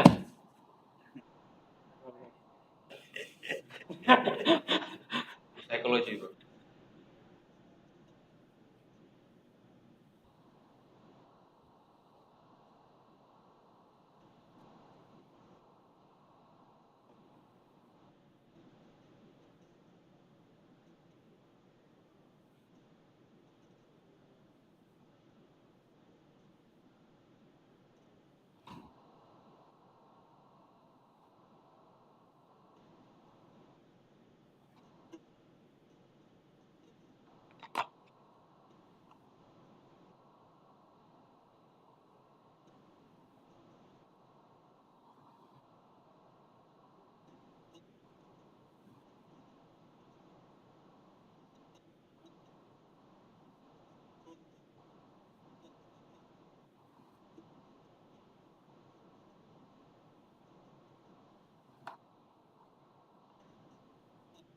All right. Okay, thank you, Mas Fatah. All right. You're from Universitas Muhammadiyah, Malang. Oh, that's where Raja is from too. All right. Mas Raja here. Okay. Hello? The idea of generalization, right? Now, let me give you a couple of answers. Number one, if you're my student right now, if you were conducting a research that leads to some kind of generalization, again, you want to be humble with your generalization. You're right. You want to say there's a limit to your findings, limit to your conclusions. There's a scope that you will cover, then it's only to that point that you will say, right? But you can say, perhaps you can further expand. You can use the findings, the discoveries, the generalizations from your research and say, well, you can have a comparative look at another case, another country, another community, another institution. You can do that.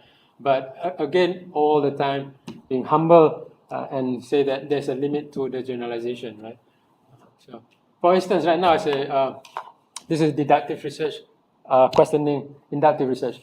I collect data on horses. Right? I collect 10 horses. All have 4 horses. Four have 4 legs.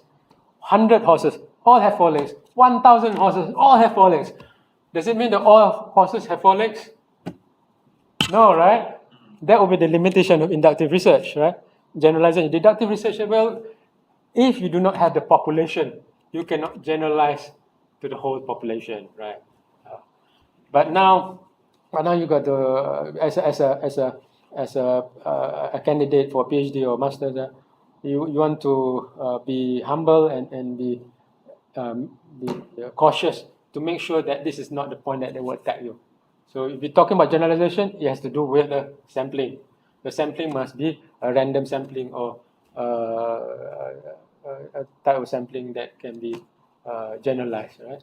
So, Inductive. So inductive. you cannot collect all the sample. Yeah, you cannot collect a sample, but you can collect within a certain frame. So there's statistical method to do that, right? And statistics have done wonders with numbers right now. So basically, they can say a lot of things with numbers. So yeah, but you want to be careful because not all data can be generalized. So purposive sampling cannot be generalized. We can talk about this later on in the qualitative research. I'll be talking later, right? So quite different from other inductive and perhaps deductive. Abductive is not something to generalize, but you can talk about that particular population, that particular sample. You can, right? Not more than that. Is that good? Selamat berbuka. By the way, all of you can not just breakfast, can eat at the masjid, right? US masjid. It's free for all. And you don't have to pray. But Muslims should pray lah. Welcome. Don't. Jaco, you can order by Grab or Panda. Jaco, you can order. All right. Who else raise their hands? Okay. Ali Hong. Okay. Ali Hong. Ali Hong. Yeah. Okay. Please. All right. Lee Hong, I show you. Good afternoon. From Vietnam. Oh, Vietnam, Ho Chi Minh. Vietnam, Ho Chi Minh.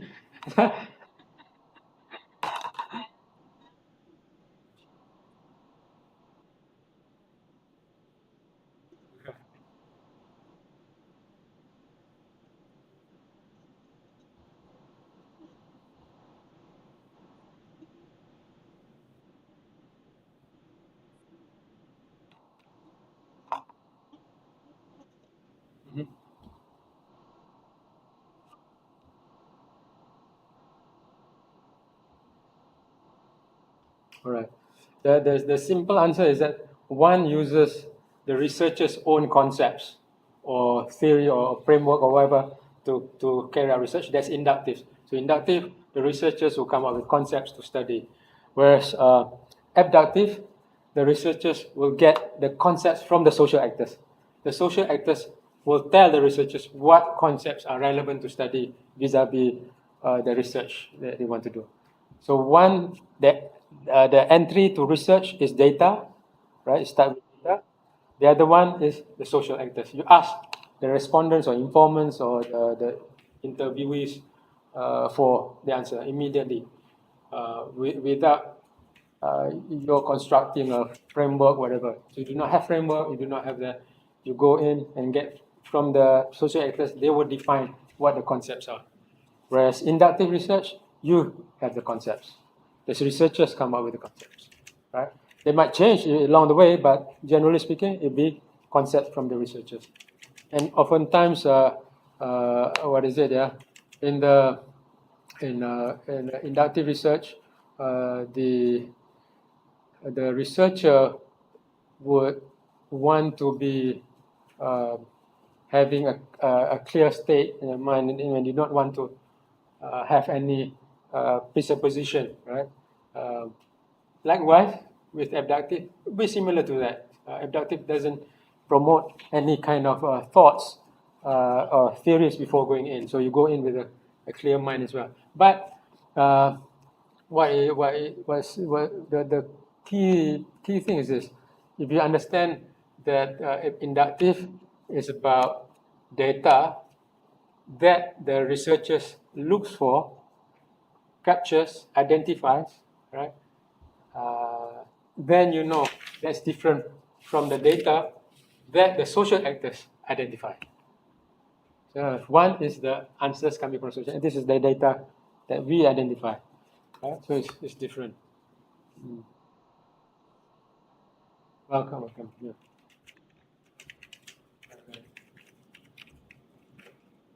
Okay, who next? Well, I'm extending the time for 18 minutes now. Okay, I call it the last. All right, now. Who's next, please? Hanif is next? Hussein. Hussein. Participant. Yes. Where is it?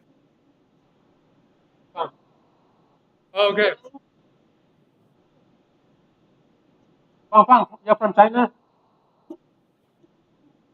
Nice. 那是 China 哪一省？中国哪一省？哎呦，don't understand what I say. 我问你，你是哪一省？是哪个城市？哪个城市啊？城市啊，班纳坤。河南的哦，OK。河南 now is big city. Yeah. But big city, right? 河南. Okay, go ahead.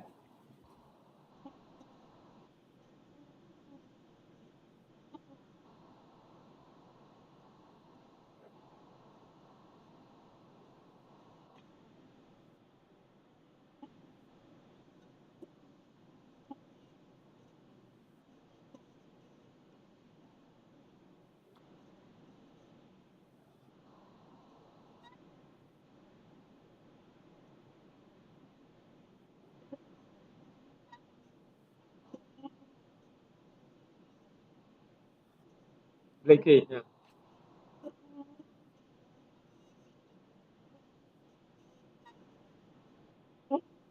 If I'm not mistaken, you have a couple of questions there. The first book is in Bahasa, so you can skip that one. It's in Bahasa Malaysia, so you can skip that one. The other two books are in English. The books are, they're 90, the 2000. I think there's an updated one. They're still very good to use as reference. So and you can get those books from the library, but I'm not sure you can borrow it out. I think it's in the what do you call it? The reserve, red spot, the red spot. If I'm not mistaken, yeah.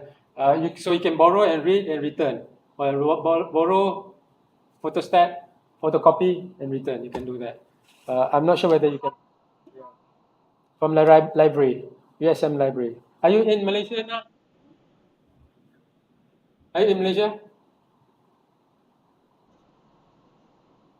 Yeah, you can get that. Yes, you can get that. from our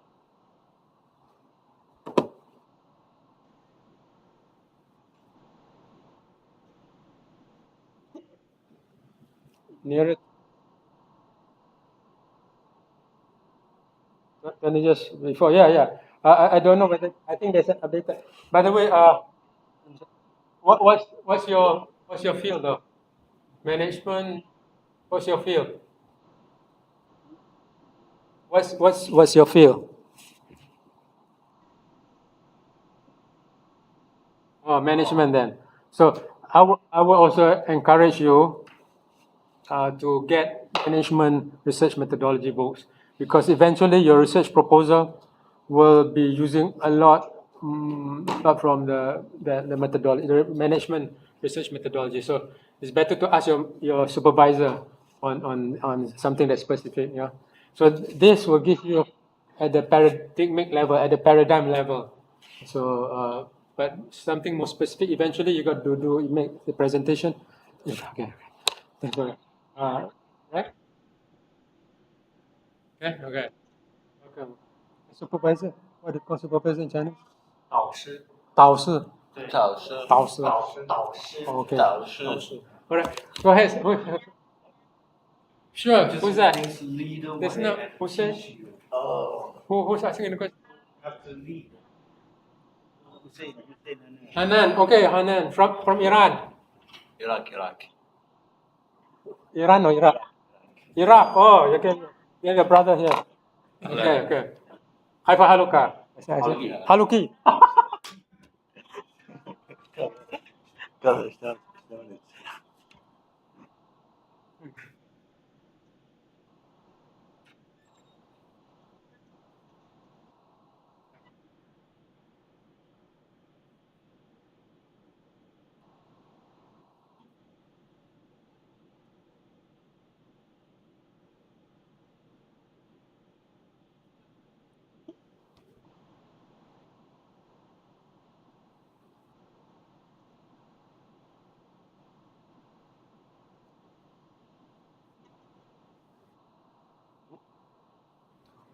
Okay. Is your supervisor Dr. Rashidi?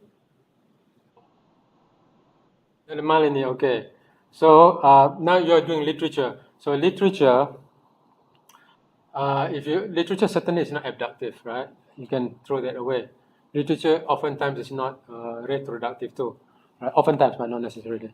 So if you talk about literature, if you go into if you treat the literature as a social reality, as something that you want to study, so you can study the literature from a inductive method, which is just read all the literature and then construct with some patterns out of that analysis, and then you have something close to a theory, or you can come up with a set of theory and then test which theory coincide with the literature that you are researching. Now, as I said just now, and I make this point, I think it's an important point that eventually you want to consult your supervisor because in each field will have something that's more specific, that's something more tailored to your own field. So I think you have literary critic, whatever the method over there in literature. So you have something that is more well defined than what I can tell you over here, right? So here is the 4 big paradigms of research. So now I do have a student of mine, brother, who's doing hermeneutics, right? So hermeneutics is a type of method or methodology that looks at past literature from a certain context, including the social context at that time, the person who writes it, or the present context. So hermeneutics will be something useful if you want to use in literature. Hermeneutics is like tafsir. In Arabic, tafsir. Tafsir. Tafsir. Tafsir. Hermeneutics would be tafsir, something like tafsir, right? Interpretation. just to sure. So I'm not sure I answered your question, Hanan, but the point I want to say, I think one is to consult your supervisor about the methodology, that because you're going to present the methodology, I think your week 11 or week 12 or week 13, I'm not sure whichever in your school, consult. But if you ask me the question about inductive, deductive, it can be used both in analyzing literature. You can do, yeah, you can have both. Yeah. Afwan. Afwan. Huh? Afwan. I'm learning so many languages. I'm happy. Who else? Okay, we got. Hey, we have 3 minutes. Okay. He asked her before. Okay. She asked What? before. She asked before. Okay. Looks like there's no more. I can take one more question and then call it a day. Muhammad Waris. Muhammad Waris. Oh, okay. All right, all right. Cannot hear you now. Oh, hey. So, where are you from, Muhammad Waris? Pakistan आप कैसे हैं वारिस साहब हाँ? Good.